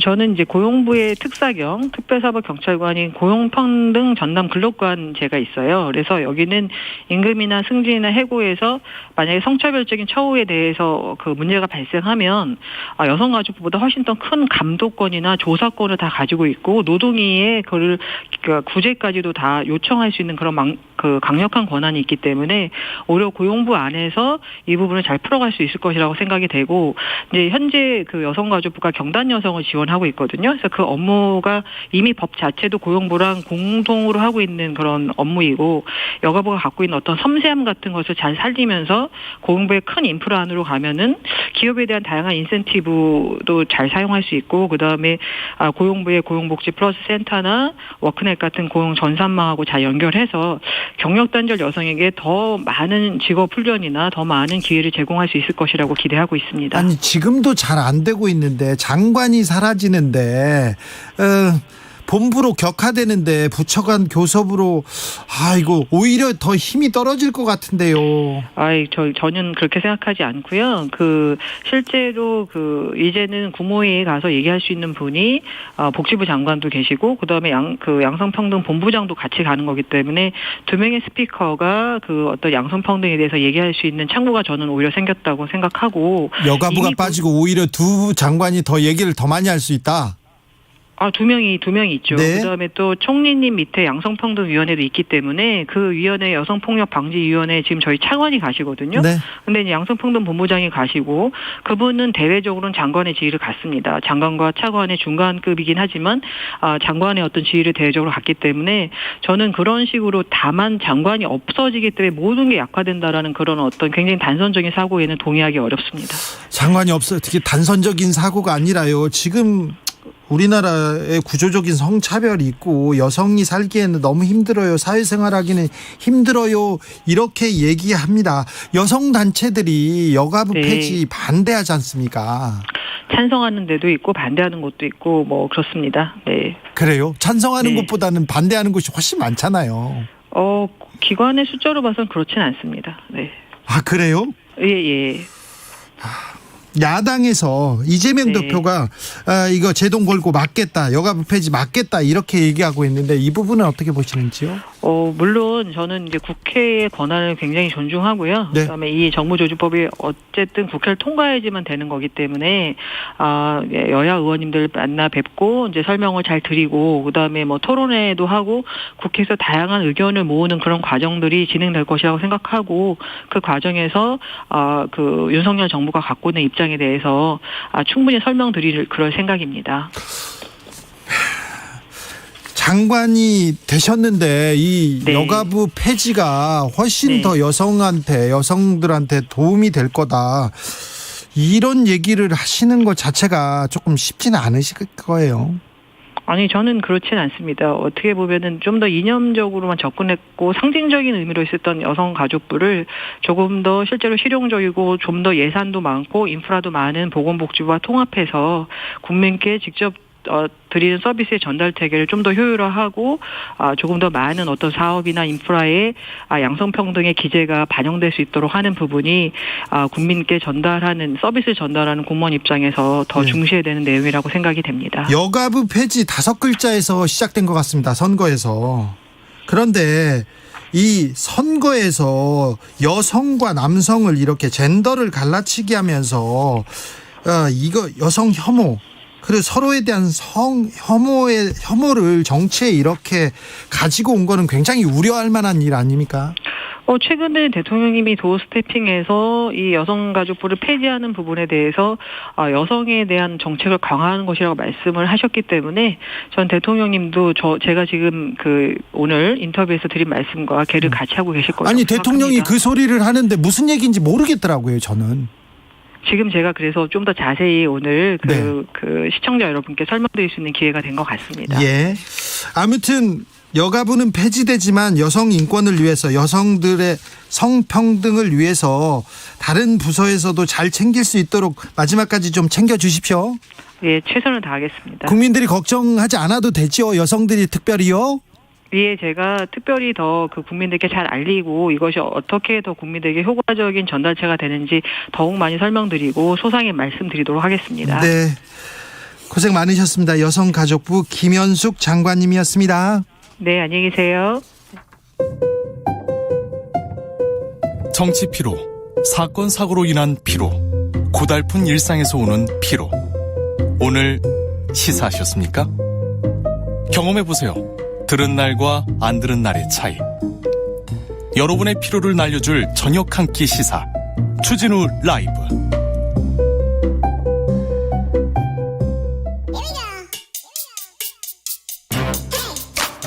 뉴스를 향한 진지한 고민, 기자들의 수다. 라이브 기자실을 찾은 오늘의 기자는 은지옥이요. 시사인 김은지입니다. 가을이에요. 네, 날이 갑자기 추워졌더라고요. 네, 이 가을 어떻게 보내십니까? 감기 조심하면서 보내려고요. 잘하고 있네요. 네. 어떤 취재하십니까? 네, 지금 이제 국정감사 한창이어가지고요. 그 내용들이랑 또 지금 여러 가지 이슈가들이 있다 보니까 팔로우하고 있습니다. 김은지 기자가 준비한 첫 번째 뉴스부터 가보겠습니다. 네, 한국의 유엔 인권이사회 이사국 선거에서 떨어졌습니다. 네, 2006년 이후에 첫 낙선이라면서요? 네, 2006년에 이 인권이사회가 신설됐거든요. 그때부터 우리가 이사였습니까? 네네, 쭉 계속 우리는 했었었고요. 네. 그런데 이제 그 규정상 3년임이 불가했기 때문에 못했던 시기 빼고는 2006년부터 2002년까지 쭉 했다라고 보시면 됩니다. 인권이사회, 유엔 인권이사회, 이거 좀 많이 들어봤어요, 뉴스에서. 네, 실제로 유엔의 핵심 기구 3가지 중에 한 곳으로 꼽힐 정도로 중요한 곳이라고 할 수 있는데요. 유엔 안보리 아마 들어보셨을 겁니다. 안보리 알죠. 네, 그리고 경제이사회. 알아요. 네, 이곳과 함께 3대 기구로 꼽힐 정도로 중요한 곳이라고 할 수 있는데요. 저희 청취자분들 다 압니다. 그런데요, 뭐 떨어질 수도 있고 그럴 수도 탈락할 수도 있지요. 그런데 어떤 나라한테 이렇게 밀렸습니까? 네, 이제 아무래도 그 부분 때문에 좀 논란이 되고 있는 것들도 있는데요. 우리가 제대로 이 선거를 준비했냐라는 비판이 있거든요. 이번 선거 결과 보면 한국이 이사국 출마를 선언한 8개 아시아 국가 중에서 5등을 하면서 턱걸이에서 밀렸습니다. 4등까지가 들어가거든요. 자, 아시아 8개 중에 5등 하면서 못 들어갔다고요? 자, 우리 앞에 누가 있습니까? 방글라데시. 잠깐만요. 방글라데시요? 네. 예, 1등 했습니다. 그리고요? 그리고 몰디브가 있고요. 몰디브요? 네, 베트남, 키르기스탄. 이 한국보다 앞순위로 해서 이번에 이제 인권이사회 인권에 관해서 우리가 방글라데시, 몰디브, 베트남, 키르기스탄보다 좀 점수를 덜 받았다고요? 이게 이제 유엔 같은 경우는 투표이기 때문에 점수는 아니고요. 투표표 자체를 덜 얻었다라고 보시면 될 텐데요. 네. 이제 우리와 함께 떨어진 국가가 아프가니스탄, 몽골, 바레인 이라고 합니다. 물론 표 차이는 굉장히 많이 나는데요. 한국은 이제 키르기스탄 4등 했던 턱걸이 했던 나라와 원인이 뭡니까? 원인이 3표 차이 납니다. 예, 이제 지금 그러다 보니까 정치권에서 이것이 좀 뜨겁게 이야기가 나오고 있는데요. 우선은 국제기구 같은 경우에는 굉장히 선거전이 치열하게 이루어집니다. 그런데 올해만 하더라도 한국에 뛰어들었던 중요 선거가 많이 있었는데 그러다 보니까 표가 분산이 돼서 좀 기브앤테이크가 제대로 안 된 것 같다. 라는 이야기가 1차적으로 나오고 있고요. 네. 그리고는 지금 오늘 하루 종일 정치권이 또 공방을 하긴 했었는데 일부 언론과 정치인을 중심으로는 이제 문재인 정부 때문이다라는 이야기가 있었습니다. 문재인 정부 뭐 때문입니까? 네, 이제 문재인 정부에서 이제 대북 전단 금지법과 같은 것으로 이제 북한 인권 상황을 잘 챙기지 못한 것들이 이번 선거에 반영된 게 아니냐라는 주장이 나왔었거든요. 아니요, 근데 문재인 정부 시절에는 이사회 했다면서요? 네, 뭐 올해 우리가 떨어짐으로 됨으로써 앞으로 이제 2023년부터 이제 안 들어가게 되는 건데요. 한 해 전에 선거가 치러지긴 하거든요. 네. 근데 이제 이러한 주장들 같은 경우 우리가 좀 더 꼼꼼하게 봐야 되는 것들이 있는데요. 왜냐하면 그렇게 따지면 우리보다 표를 많이 얻은 나라들이 한국보다 더 자유가 진전되어 있고 인권적인 상황이 좋으냐라고 본다면 방글라데시는 뭐 언론의 자유도 별로 없어요. 네, 이 국경 없는 기자회가 2017년에 발표했던 언론 자유 순위를 보면 180개국 중에서 146위를 했던 곳에 그칩니다. 몰디브는 여기는 또 참 종교국가죠. 네, 헌법에 저도 이번에 확인하게 됐었는데요. 국민은 순위파 무슬림이어야 한다라는 조항이 있을 정도로 종교의 자유가 없는 곳이라고 합니다. 네, 종교의 자유가 없는 나라. 네, 그리고 이제 키르기스탄 같은 경우에는 뭐 많이는 사라졌다고는 하지만 아직도 일부 납치 혼과 같은 사회적 문제가 있어서 국제적인 지탄을 받기도 했던 곳이거든요. 자, 국제사회에서 왜 한국이 이렇게 점수를 얻지 못했는지 분석이 시급합니다. 네, 이제 국내적인 인권 상황에 대한 평가라고만 주장하기에는 다른 나라 합격한 나라들을 보면 좀 그렇지 않다라는 점 때문에요. 좀 논리적으로 좀 더 치밀하게 봐야 된다라는 생각이 들고요. 결과적으로는 우리가 외교적으로 유엔 활동을 어떻게 했는지에 대해서 판세 분석 제대로 했는지, 네. 준비 제대로 했는지 이런 것들을 좀 살피고 성찰해야 된다라는 생각들이 많이 듭니다. 네, 한 번 실패할 수도 있어요. 연임 실패할 수도 있는데 우리가 뭘 잘못하고 있는지 어떤 걸 좀 잘해야 되는 건지 좀 분석해보고 반성할 필요는 있는 것 같습니다. 앞으로 많은 좋은 자리, 많은 중요한 자리에서 우리가 우리의 목소리를 내야 되니까요. 네. 네, 더욱더 한국은 국격이 올라가고 있기 때문에 네. 그 어떤 사회적인 지위와 국제적인 역할들이 더 많이 부각되고 있거든요. 네. 그렇기 때문에 더욱더 국민들이 많은 관심을 가지고 있는 이슈이기도 합니다. 네. 우리나라에서도 사적 채용 얘기가 나오기도 했었는데 일본에서 일본 총리 아들이 총리 비서관으로 임명됐습니다. 이거 어떻게 보고 있습니까? 네, 그것 때문에 일본에서 지금 또 지지율이 하락한다라는 비판들이 있을 정도로 이건 좀 너무한 거 아니에요?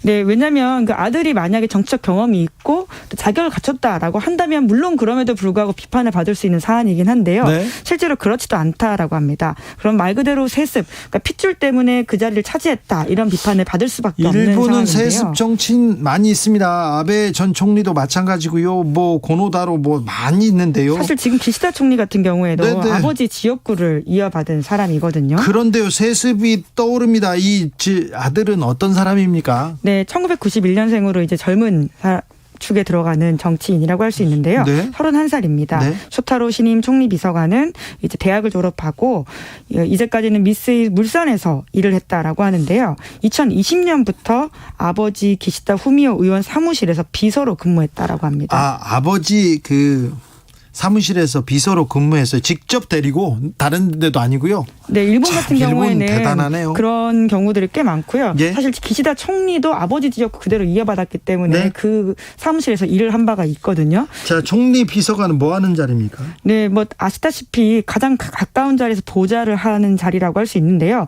그러다 보니까 전현직 국회의원 혹은 고위 관료들이 주로 한다라고 합니다. 그렇겠죠. 그래야죠. 총리의 중요한 이 업무를 하는 거니까요. 그런데요.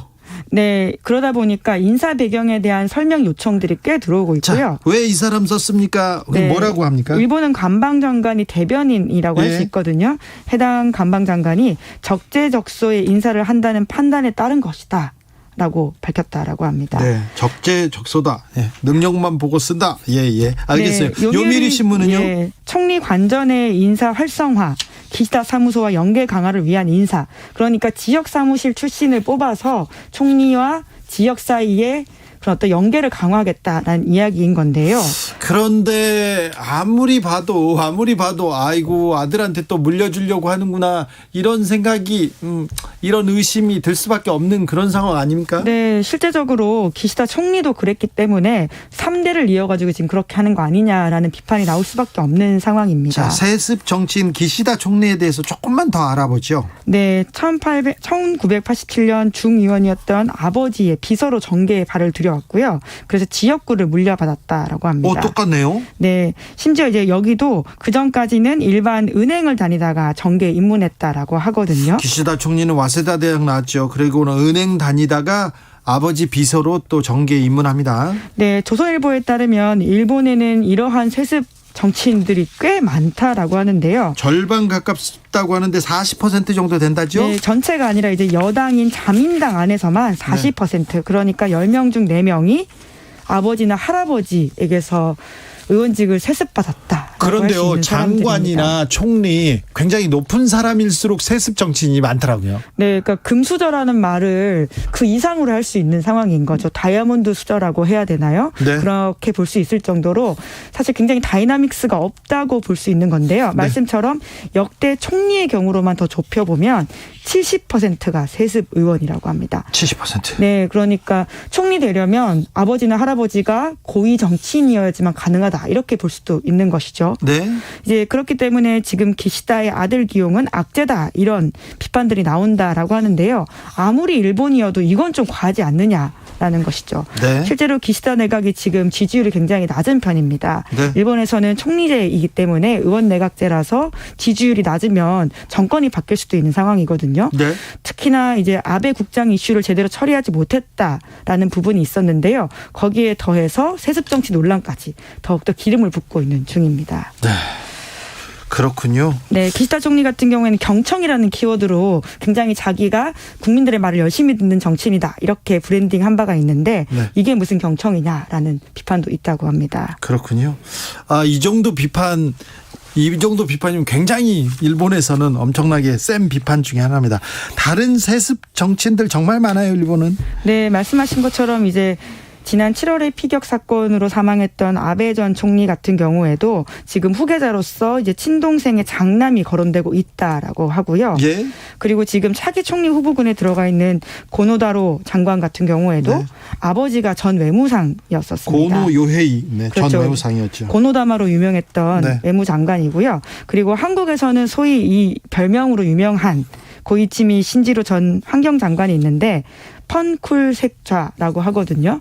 그 기후위기에 대해서 어떤 식으로 대응할 거냐 기자들이 이제 물어보니까 재미있고 쿨하고 섹시하게 대응하겠다, 이렇게 이야기를 해서 그걸 또 영어로 이야기를 했었어요. 예. 그래서 펀쿨색, 그 앞에 단어들을 뽑아가지고는 한국에서는 이런 별명을 가지고 있는 의원인데요. 장관인데요. 전임 장관입니다. 이 사람 같은 경우에도 고이즈미 주니치로 전 총리의 아들이고요. 네.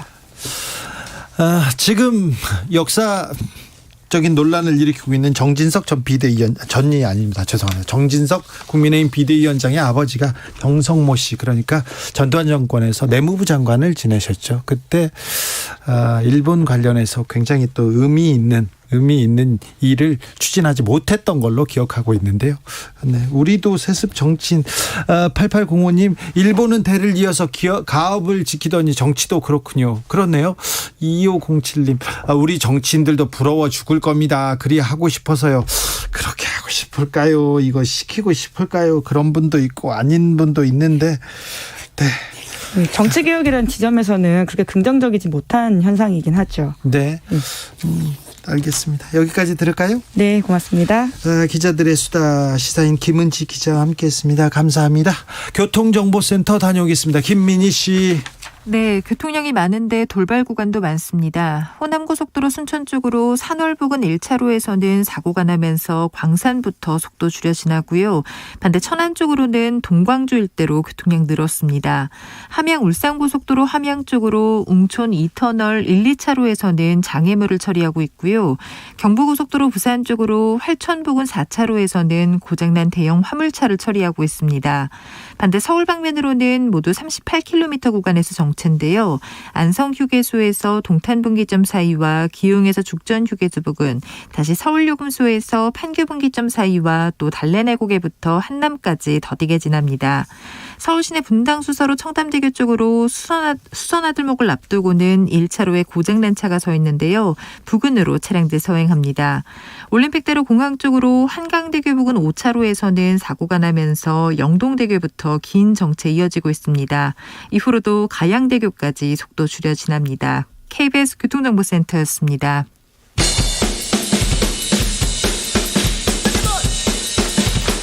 틱탁 틱탁 틱탁, 결란한 입담의 환상 드리블. 오늘 이 뉴스를 주목하라, 이슈 티키타카.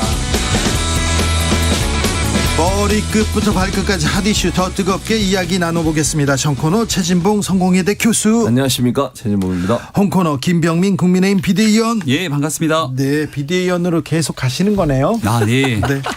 그게 조금 더 길어질 것 같습니다. 네. 대표 출마를 한번 하신 건데. 아니 좀 김병민 의원은요, 네. 말을 좀 세게 해야 되는데 그쪽에서 좀 약하다고. 안 되겠네. 네, 그런 얘기를 합니다. 네. 대표가 비대위원장 되기에는. 네. 자, 이 역사 논쟁까지 가고 역사 공부를 국민들한테 하라고 하고 있는데 이 얘기는 짚고 넘어가야 되겠습니다. 예, 우리에게 역사 공부가 좀 필요하죠. 네. 그러니까 과거에 지났던 상황을 보고 현재를 좀 직시해야 되는데 우리가 이제 일본 얘기들이 한참 이슈가 되고 있으니까 과거 임진왜란 얘기들을 많이 꺼내지 않습니까? 1592년 임진왜란이 터지기 바로 직전 1년 전에 선조가 일본 외로 통신사를 파견하죠. 황용길과 부사 김성희를 파견하는데 오고 나서 서로 다른 소리를 하고 그 중요한 1년의 골든타임을 허비하지 않았습니까?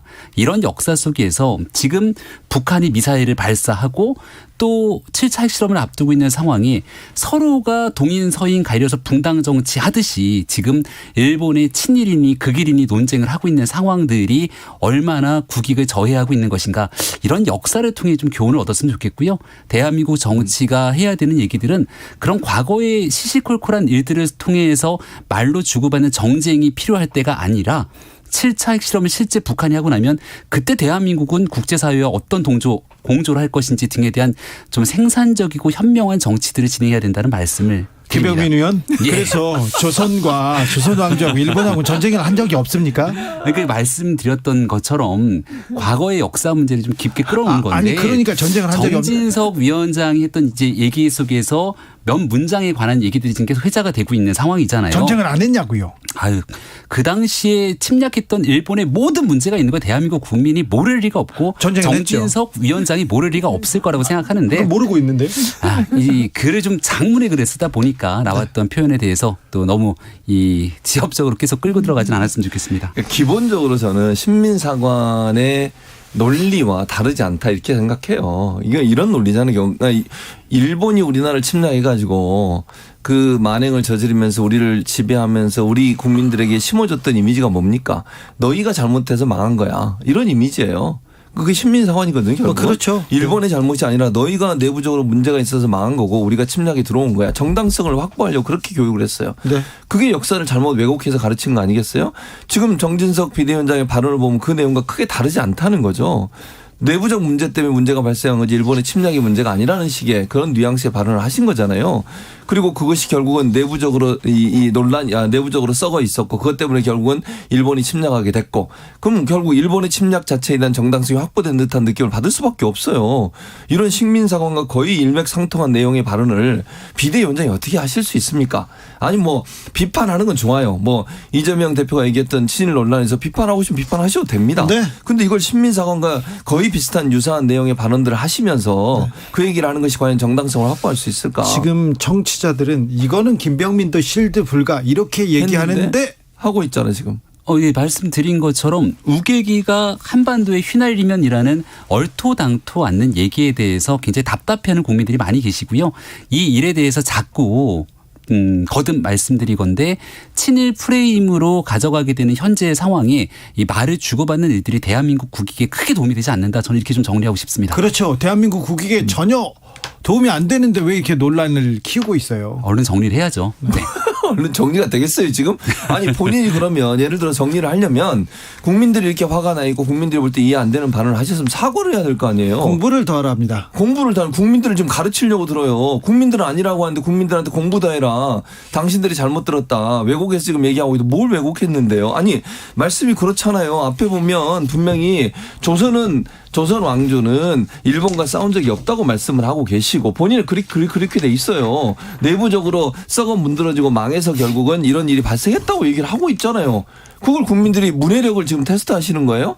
이걸 예를 들어서 본인의 의도와 다르게 이해됐다면 그 부분을 그럼 의도와 다르게 이해된 부분에는 얘기하고 그리고 그럼에도 불구하고 오해를 불러일으켰다면 사과하겠습니다. 이렇게 얘기했으면 깔끔하게 끝날 문제잖아요. 근데 이걸 사과를 안 하고 자꾸 해명을 한다고 하면서 국민들에게 역사 공부 더 하라. 국민들을 무시하는 겁니까? 뭡니까 대체?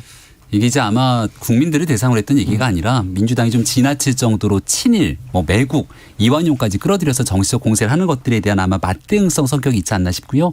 긴 글에 사실상 논평을 좀 적었다 이렇게 볼 수 있는데 그 내용들을 보게 되면 아마도 좀 서로 공유할 수 있는 지점 하나를 끄집어내자면 구한말에 있었던 복잡한 국제 정세 속에서 우리가 조금 더 현명하게 대응했으면 어땠을까라고는 아쉬움은 학자들마다 대한민국 국민이면 누구나 갖고 있는 것 아니겠습니까? 누구나 그런 아쉬움은 있죠. 예, 그런 지점에서 지금 현재 대한민국이 북한의 핵무력 완성을 통해서 핵실험 이후 어떤 방식으로 나아가게 될지에 대해서 그리고 지금 미중 간의 갈등 속에 외교적으로 굉장히 중요한 의사결정이 필요한 지점 아니겠습니까?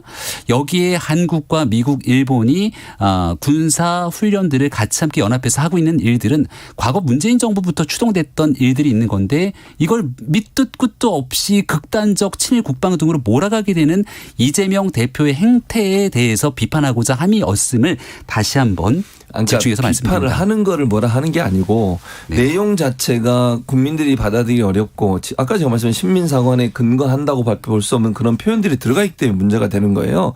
비판하는 걸 지금 뭐라 하는 건 아니라고요. 근데 지금 이 부분에 대해서 그러면 비판은 비판이고 이 부분은 이 부분으로 사과를 해야 된다고 저는 보거든요. 국민들이 볼 때도 얼마나 국민의 상처를 준 겁니까? 아니 뭐 비판을 한다고 하면서 결국 신민사관의 논리를 그대로 가져와서 얘기를 하시면 그게 비판이 되겠어요? 도리어 그거는요 본인한테 더 부메랑이 돼서 돌아오는 거예요. 이런 말씀을 하시면 안 된다는 거 본인도 아실 거라고 저는 생각해요. 아니면 정말 만약에 정진석 비대위원장이 이렇게 생각하고 계시다면 그건 더 큰 문제라고 생각하고요. 그 정말 말이 안 되잖아요. 여당의 어쨌든 대표 역할은 비대위원장이 만약 이런 생각과 어떤 그 역사관을 갖고 계시다면 그건 더 큰 문제고. 이런 의견들이 이제 충분히 좀 수렴이 됐지 않았을까 생각을 하고요. 지금 현재 대한민국 국내 언론 정치에서 이 문제를 두고 우리끼리 옥신각신하고 있으면 가장 방긋 웃고 있을 사람이 저는 전 세계에 단 한 명밖에 없다고 생각을 합니다. 북한이 김정은이지 않겠습니까? 지금 미국 같은 경우는 오히려 미 언론에서도 한반도 대한민국의 전술핵 재배치를 하냐 마냐를 두고 굉장히 큰 관심이 집중되고 있는데 이 이슈가 계속되고 있는 이유는 아주 간단하거든요. 북한이 과거에 약속했던 비핵화에 대한 그 약속을 완전히 저버리고 7차 핵실험의 길을 접어들게 되니까 이를 토대로 파생되는 지금 국제정세가 이제 복잡하지 않습니까?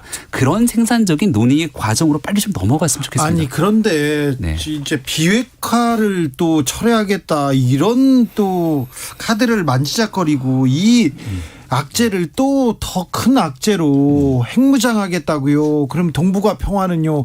그 얘기를 정진석 비대위원장이 얘기하는 것 자체 그게 더 걱정거리입니다. 핵무장을 하겠다라고 선언한 적은 없고요. 비핵화 공동선언에 대한 비현실성, 그러니까 북한에 대한 문제를 좀 제기했다 볼 수 있는 것이고 일단은 집권당보다 훨씬 더 중요한 것은 대한민국을 대표하는 국가의 의지 아니겠습니까? 윤석열 대통령이 지난 대통령 선거 경선을 치렀을 때 토론을 굉장히 많이 했어요. TV 토론을. 그때 나왔던 무수히 많은 경제, 사회 많은 주제가 있는데 깔때기처럼 모아지는 게 바로 핵무장에 관한 주제였습니다. 그때 홍준표 후보가 독자적 핵무장에 대해서 강하게 주장을 했고 그때 윤석열 후보가 뭐라고 했습니까? 그때 윤석열 후보가 분명하게 얘기했던 건 대한민국이 핵무장으로 나서게 되는 순간 북한의 핵을 인정하는 상황이 되기 때문에 그리고 일본도 무장하게 되고 이제 핵 확산의 도미노 현상이라 해서 일본, 대만으로 넘어갈 수 있는 부분들 여기에서는 굉장히 신중을 기해야 되는 입장을 가져왔고요. 다만 지금 그 당시 상황에서도 마지막 순간에 북한의 비핵화를 위해 꾸준히 노력하는데 북한이 그 국제사회의 비핵화 노력을 완전히 저버리고 극단적인 상황이 치닫게 되면 어떡할 것이냐. 지금 이 고민에 놓여 있는 상태거든요. 하지만 고민을 놓여 있는데 여당 대표가 비핵화 선언 포기해야 이렇게 얘기하는 거는 하지만 정부 차원에서도 이제 그 여당과 정부의 모종의 관계 이 논의가 있었냐고 하니까 선을 긋지 않습니까? 우리가 국제사회를 향해서 일종의 레버리지, 지렛대 역할들을 정치권에서도 일부 해줄 필요가 있겠는데요. 정부가 신중한 결정을 내릴 수 있도록 이런저런 옵션에 대한 가능성들을 대상으로 거듭 고민을 하고 있는 지점에 대해서 말씀을 드립니다. 교수님. 그러니까 그 옵션 이런 중에 문제 좋죠, 교수님. 아니요, 전혀 안 좋아요. 왜냐하면 옵션 중에 하나가 전술핵 재배치입니까? 그건 말이 안 된다는 거예요. 왜냐하면 뭐냐면 비핵화라고 하는 것은 우리가 한반도 비핵화는 끊임없이 추진해야 될 부분이라는 생각이 들어요.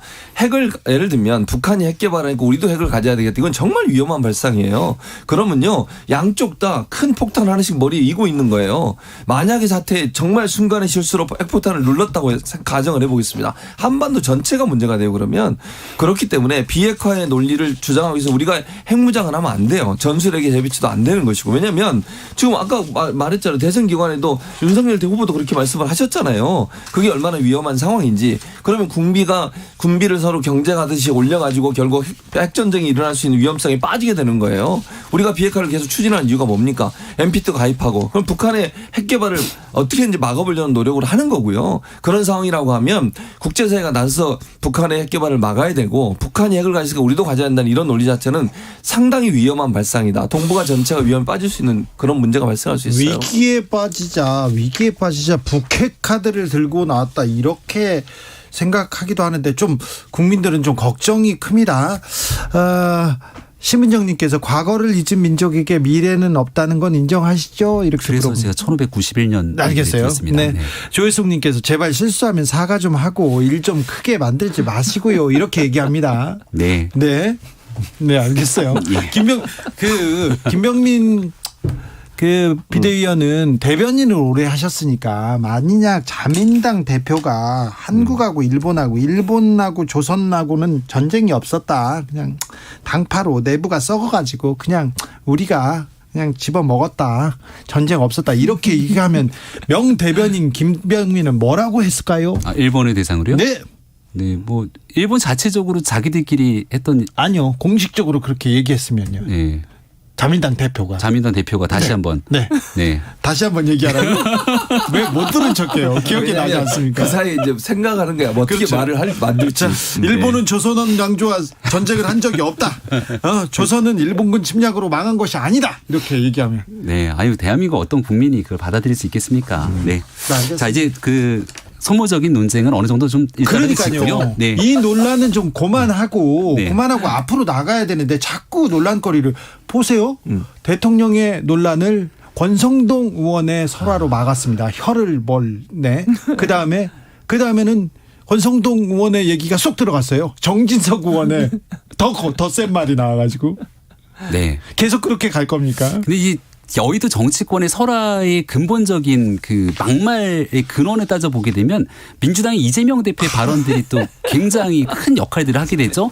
결국 지금 있었던 일들에 대해서도 갑자기 뜬금없이 한반도의 우기기를 얘기하지 않습니까? 근데 설화에 대해서 이재명 대표의 한반도 우기기가 커지게 되니까 이 엄청난 설화를 덮었던 분이 계신데 그게 김용민 의원이에요. 아니 대한민국 헌정사에서 5년 대통령제를 국민이 뽑은 대통령이 있는데 임기를 어떻게든 다 못 채우고 끌어내리지 하는 건 아니니까 이런 일들이 계속 반복되고 있다 보니까 강대강 대치 국면에서 말들이 좀 험해지는 것 같은데 국민들께서 민생이 어렵고 힘든 상황 아니겠습니까? 네. 그렇죠. 열심히 하겠습니다. 그러니까 민생 챙겨야죠. 민생 챙겨야죠. 그리고 지금 금리 올랐어요 오늘. 맞아요. 환율도 오르고요. 주가 빠지고. 주가 빠지고 물가 오르고요. 서민들 월급 봉투는 그대로인데 어찌해야 될지 이 겨울 에너지 걱정이에요. 그런데 계속해서 이런 논쟁이나 하고 있어요. 네, 전세 대출 거의 대다수가 또 변동금리라는 것 아닙니까? 네. 다들 각자가 있는 가처분 소득이 계속 줄어들고 있는 상태 속에서 이 일에 대한 해법을 찾기 위해서 아마 용산 윤석열 대통령 국무회의에서도 많은 노력들을 하고 있는 걸 알고 있습니다. 네, 열심히 하겠습니다. 노력들 열심히 좀 하고 있는 거 맞죠? 근데 이제 국정감사에서 자꾸 이 지난 과거를 대상으로 문제를 삼게 되고 하니까 우리가 지난 일들도 중요한데 미래를 좀 바라보고 나아가야 되지 않겠습니까? 과거를 두고 한 게 아니고 현재 비대위원장의 발언을 두고 한 거예요. 그 발언이 얼마나 잘못됐는지 저는 비대위원장께서 국민적 시각에서 보고 얘기를 하셔야 된다. 계속 이렇게 다른 얘기하시고 오늘 보니까 또 만해 한용운 선생 글까지 올려가면서 계속 해명을 하고 계시는데 이거 수렁이 계속 빠져요. 저는 인정할 거 인정하고 사과하고 이렇게 넘어가는 빨리 정리해야죠. 그럼요. 지금 뭐 국민들이 다 이거 아니다. 이거 식민사관이다. 이거는 역사적으로 비판받을 일이다 얘기하고 있는데 역사 공부 다시 하라고 얘기하는 거 자체가 문제가 있죠. 네, 저희가 내일 이제 대구 가서 또 비상대책위원회를 해서 저도 오랜만에 정진석 위원장을 만나거든요. 네, 아무튼 국민의 민생에 훨씬 더 많은 집중을 할 수 있도록 최선을 다하겠다는 얘기를 다시 한번 드립니다. 알겠습니다. 네. 오늘 김문수 경산호 위원장 예. 네, 야당 의원한테 수령님한테 중성하고 있는 그런 측면이 있다. 이거 아니 그게 갑자기 그 자리에서 나왔던 얘기가 아니라 옛날에 썼던 발언들을 끄집어서 어떻게 생각하냐라고 얘기를 하다가 말이 중간에 끊긴 거잖아요. 결과적으로는 좀 김문수 위원장도 여기에 대해서 유감을 표현했던 것 같은데 이제 과거에 썼던 발언의 수위를 갖고 끄집어서 그때 이렇게 얘기했지라고 하는 내용들을 좀 그만하고. 아니 오늘 내가 종북이고 수령님을 아직도 이렇게 찬양하는 거 같냐 그랬더니 그런 측면이 있다 이렇게 얘기했는데 그거로 끝난 건 아니잖아요. 네. 그리고 나서 다시 또 재개가 되면서 얘기들을 조정한 것 같은데. 김병민은 이번 정부에서 장관 못할 것 같습니다. 그러니까요. 아니 그러니까 뭐 김병민 의원은 민주당이 옛날에 누가 했던 얘기 옛날에 누가 했던 얘기 다 끄집어서 얘기하면서 그거 왜 얘기하자고 얘기하면 안 되고 지금 얘기했던 거예요. 처음에는 그런 측면이 있다고 얘기했어요. 그래서 정의를 시켰잖아요. 나중에 두 번째 하니까 사과를 한 거예요. 그러니까 저는 첫 번째 얘기했을 때 사과했어야죠. 그게 말이 됩니까? 아니 그러니까요. 근거도 없이 무슨 수령님이라뇨. 지나갈 건데 이렇게 김병민 위원 이렇게 계속해서 막말을 하더라도 계속해서 사과하지 않고 물고 넘어가야 이게 지속적으로 문제가 있다고 국민들이 얘기를 하는데도 불구하고 사과를 하지 않게 되면 국민들께서 보시기에 답답하잖아요. 그게 이제 MBC에 똑같은 문제가 발생하기 시작하는데 MBC요? 여기서 MBC가요? PD 수첩에서 김건희 여사에 대한 내용들을 갑자기 끄집어서 얘기를 하다가 여기에 대역을 쓰고 거기에 대한 제대로 된 자막 권고 없이 나가갖고 지금 또 논란이 커지고 있어요. MBC는 바로 사과했습니다. 그 MBC가 이게 그냥 말로만 사과한다고 끝나면 똑같은 일이 반복되는데 과거에도 똑같은 일 PD수첩에서 대통령 선거 때 누가 고발을 사주했나라는 프로를 만들고 윤석열 후보를 쭉 내보내면서 뒤에 배경음악 BGM을 빅뱅의 거짓말을 깔아서 그때도 문제가 됐거든요. 근데 이런 일이 계속 반복되지 않습니까? 그래서 이제 잘못된 일들에 대한 솔직한 사과, 재발 방지 대책 이런 일들에 대해서 우리 모두가 함께 고민해 볼 시점이 있다고 말씀도 드립니다. 네. 국감으로 다시 가겠습니다. 예. 감사원 국정감사는 어떻게 보셨습니까? 이 감사원. 감사원에 계신 분들이 다 감사원에 오랫동안 몸에 담았던 분들이잖아요. 그렇죠. 그러니까 대답하는 걸 보면 왜 우리한테만 이런 느낌이 약간 있는 것 같아요. 그러니까 문재인 정부에서도 그랬다? 노무현 정부에서도 그랬다. 이런 얘기들이 귀에 확 와닿더라고요. 민주당이 문제를 삼는 건 감사원이 정치적 중립에 관한 문제 아니겠습니까? 근데 노무현 정부도 문재인 정부도 그랬는데 윤석열 정부 때 하는 것 같고 왜 민주당은 지금 문제 삼는 거야 라는 인식이 되게 강한 것 같거든요. 감사원의 정치적 중립에 관한 문제는 사실 어제 오늘 일이 아닌 건데 이게 정권이 바뀔 때마다 도마에 오른다는 점에 대한 지적들이 좀 있는 것 같고요. 다만 감사원의 감사가 어쨌거나 진실을 규명하기 위해서 필요한 일들을 하고 있는데 여기에 대해서 뭔가 캥기는 게 있는 사람들처럼 어떻게든 감사를 무력화하려고 하는 모습들도 저는 국민들 눈에 별로 좋게 보이진 않거든요. 민주당 문제가 있다면 감사 철저하게 받고 거기에 대해서 정치적 중립성 문제 논하기 전에 스스로에게 문제가 없는지를 바라볼 필요가 있다는 말씀입니다. 정치적 중립성이 확보가 안 되면 그 감사가 그게 공정하다고 생각을 안 하잖아요. 그러면 민주당 입장에서 그게 당연히 반발할 수밖에 없는 거지. 지금 근본적 문제는 뭐냐면 감사를 잘 받고 안 받고의 문제가 아니라 이 감사원이 중립성을 갖고서 제대로 감사를 하고 있냐 하는 문제예요. 정치적 입김이나 정치적 어떤 영향력 때문에 감사를 한 게 아니냐. 그런 논란이 있는 거예요. 거기서부터 근본적으로 출발하기 때문에 감사원의 정치적 중립성 문제가 해결이 안 되면 사실은 어떤 감사라든 그 감사는 국민들로부터 지지를 얻기 어려워진다는 거예요. 지금 논란이 되는 게 뭐냐면 감사원장 같은 경우에 지난번에 그 국회에 나와가지고 국정 운영 지원하는 그런 얘기가 논란이 한번 됐죠. 감사원 사무총장이라는 사람이 문자 수석하고 보낸 거 이것 때문에 논란이 됐죠. 만약에 대통령이나 대통령실에서 감사원은 헌법기관이고 독립기관이기 때문에 연락하면 안 된다 그렇게 얘기하고 이거 정부를 지원하는 기관 아니다 이렇게 얘기를 하는 것이 오히려 감사원의 중립성, 독립성을 보장이라도 보이기라도 할 거 아니에요. 그런 인식을 갖고 저는 문재인 대통령이 체제의 감사원장을 임명하지 않았을까 생각합니다. 그러니까 윤석열 대통령이 임명한 감사원장이 아니고요. 최재해 원장은 문정부에서 임명됐던 그때의 입장 그대로를 현재까지 갖고 오는 것 같아서 저도 최재해 원장의 스타일이 썩 마음에 들지 않습니다. 유병호 사무총장의 스타일도 마찬가지고요. 제 개인적인 입장에서 바라봤을 때. 김의겸 의원이 질문하더라고요. 이 문자가 파동이 됐으니까 왜 국정기획수석이랑 문자 있는가가 핵심이잖아요. 네. 그러면 지금 있는 대통령실 누구랑 소통하냐. 과거에는 민정수석실이랑 소통한 것 같은데. 근데 민정수석실을 폐지하지 않았습니까? 과거에는 민정수석실에서 사정기관에 통화를 한다는 사실상의 그 권력기구의 역할을 하면서 그때 검찰부터 시작해서 국세청 그리고 여기는 감사원에 이르기까지 중간에 모종의 역할들을 민정수석실에서 한 거 아닙니까? 연락들을 주고받고 했던 걸. 근데 민정수석실이 사라지게 되면서 딱히 뭔가 물어보고 소통할 수 있는 창구가 닫혀 있는 상태가 된 건데 여기에 대한 답변을 이제 하면서 당신 문자 몇 번 했어 이러니까 약간 멍뚱멍뚱하면서 또 답변을 못했던 게 더 이제 약간 국민들 보기에 의구심이 나왔던 것 같은데요. 솔직하게 있는 그대로 얘기를 하고 묻는 물음이 있어서 답변했다. 중요한 건 누군가의 오더를 받고 지시를 받아서 정치적인 음에 공격을 하기 위해 감사한 게 아니다 이렇게 얘기하면 되는 것 아닙니까? 근데 그런 문제를 좀 명확하게 설명을 했으면 좋겠다는 생각입니다. 그렇게 얘기를 안 하고 지금 김병미 의원 얘기했던 것처럼 그런 압력을 받았다고 얘기한 게 아니고 어제 들어봤잖아요. 원장이 뭐라 그랬어요. 대통령도 국민의 한 사람으로서 청원할 수 있다 그러잖아요. 감사를 하라고 얘기할 수 있다는 거잖아. 아니 국민의 한 사람이 대통령의 직책을 갖고 있는 사람한테 국민의 한 사람이니까 대통령도 지시할 수 있다 이렇게 얘기를 해버리면 국민들은 오해를 하게 되는 거 아니에요? 아니 국민의 한 사람으로서 대통령이 감사에 대해서 이렇고 저렇고 얘기할 수 있다. 이 말은 대통령이 감사에 대해서 영향을 미칠 수 있다 이렇게 들리는 거잖아요. 대통령 국정 운영을 지원하는 기관. 그러니까 이 발언도 마음에 안 든다니까요. 그렇죠. 그래서 국민의힘에서도 문제를 제기했어요. 그렇게 발언하시면 되냐고. 네. 그리고 우리가 임명한 분이 아닙니다. 그래서 이런 여러 가지 상황들을 고려했을 때 감사원의 정치적 중립을 제대로 도모하기 위한 역할들을 하되 지금 감사원장을 전 정부에서 임명했냐는 이게 중요한 게 아니에요. 중요하죠. 아니 왜냐하면 전 정부에서 임명한 사람이라고 해서 전 정부에 열심히 하고 뭐 현 정부에 하고 이거는 개인적인 성향이라고 생각해요. 반대로 얘기하면 이분이 왜 이렇게 열심히 할까 여러 가지 생각을 해볼 수 있잖아요. 예를 들어서 정권이 바뀌어서 본인이 자리를 나가게 될 수도 있는 상황이 될 수도 있는 것에 대한 우려가 뭐 표현될 수도 있고 모르겠어요. 제가 개인적으로 그분을 잘 모르니까 모르겠는데 지금의 태도를 보면 전 정부 인사니까 전 정부에 대해서 뭐 우호적이고 현 정부에 대해서 비판적이다 이런 논란은 아니라고 봐. 이분이 하는 행동을 보세요. 그렇게 보여요? 아니 예를 들어서 김정수 여사건도 대해서 감사 검토해 볼 수 있다. 그럼 김건희 여사의 지난번 그 사적 인연 뭐 데리고 간 거 그건 왜 또 감사한다는 얘기 안 해요? 이거 형평성이 어긋나잖아. 그리고 김건희 여사 관련돼서 여러 가지 논란들이 있잖아요. 그러면 전 정부에서 할 것 같으면 그것도 같이 한다고 얘기를 해야죠.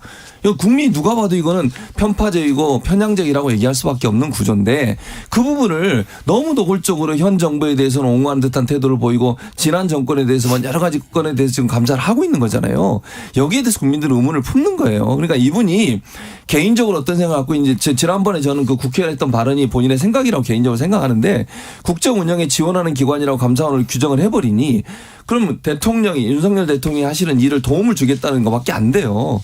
정말 저는 부적절하고 이분의 그런 생각이 바뀌지 않는 이상 감사원이 하는 모든 일은 결국 그런 어떤 정치적 관점에서 이해될 수밖에 없는 구조라고 보여져요.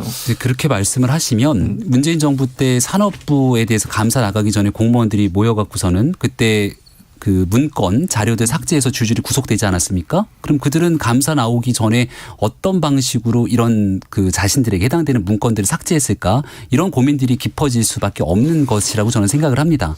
그러니까 문재인 정부에 있었던 감사원이 지금 현 정부에 들어와서 하고 있는 지난 정부를 향했던 감사에 대해서 이거 정치적이다 이렇게 주장하고 있는데 이걸 그런 식으로 편향적인 접근할 게 아니라 있는 그대로를 좀 바라볼 필요가 있다는 생각이 들고요. 대신 대한민국 현지 그 제도와 시스템 아래에서 감사원이 정치적 중립을 제대로 지키기에는 또 간단치 않은 측면이 있기 때문에 이건 제도적으로도 국회에서 논의하면 될 일이라고 봅니다. 정치적 중립성 중요한데 중립적으로 보이는 절차적 정당성 뭐 다른 중립적으로 독립적으로 보이는 노력도 필요한데 이 국감에 들어와서 너무 지금 여하고 감사하고 붙어 있다. 이거는 국민들한테 별로 좋은 대목은 아니에요. 독립성이 중요하니까 태도 논란을 이제 말씀 주시는 거잖아요. 그 태도의 핵심이 유병호 사무총장인 것 같고 그런 측면에서는 유병호 사무총장이 굉장히 이 야당 의원의 질의 지적에 대해서도 이 피감기관으로서 해야 되는 역할들도 필요한데 대신 감사원은 독립기구란 말입니다. 국회가 압박을 감사원을 가하면 되겠습니까? 여기에 대한 독립성을 주장하기 위한 측면들도 있다. 왜냐하면 지난번에 감사원 독립성 해야 하는 법안 발의 막 했잖아요. 알겠어요. 이제 여기 접어야 됩니다. 김병민, 최진봉, 특별히 김병민 고생하셨어요. 네. 한숨 쉬시네. 주진우 라이브 여기서 마치겠습니다. 저는 내일 오후 5시 5분에 돌아옵니다. 지금까지 주진우였습니다. 고생하셨어요. 네, 고맙습니다. 대한민국 물산업이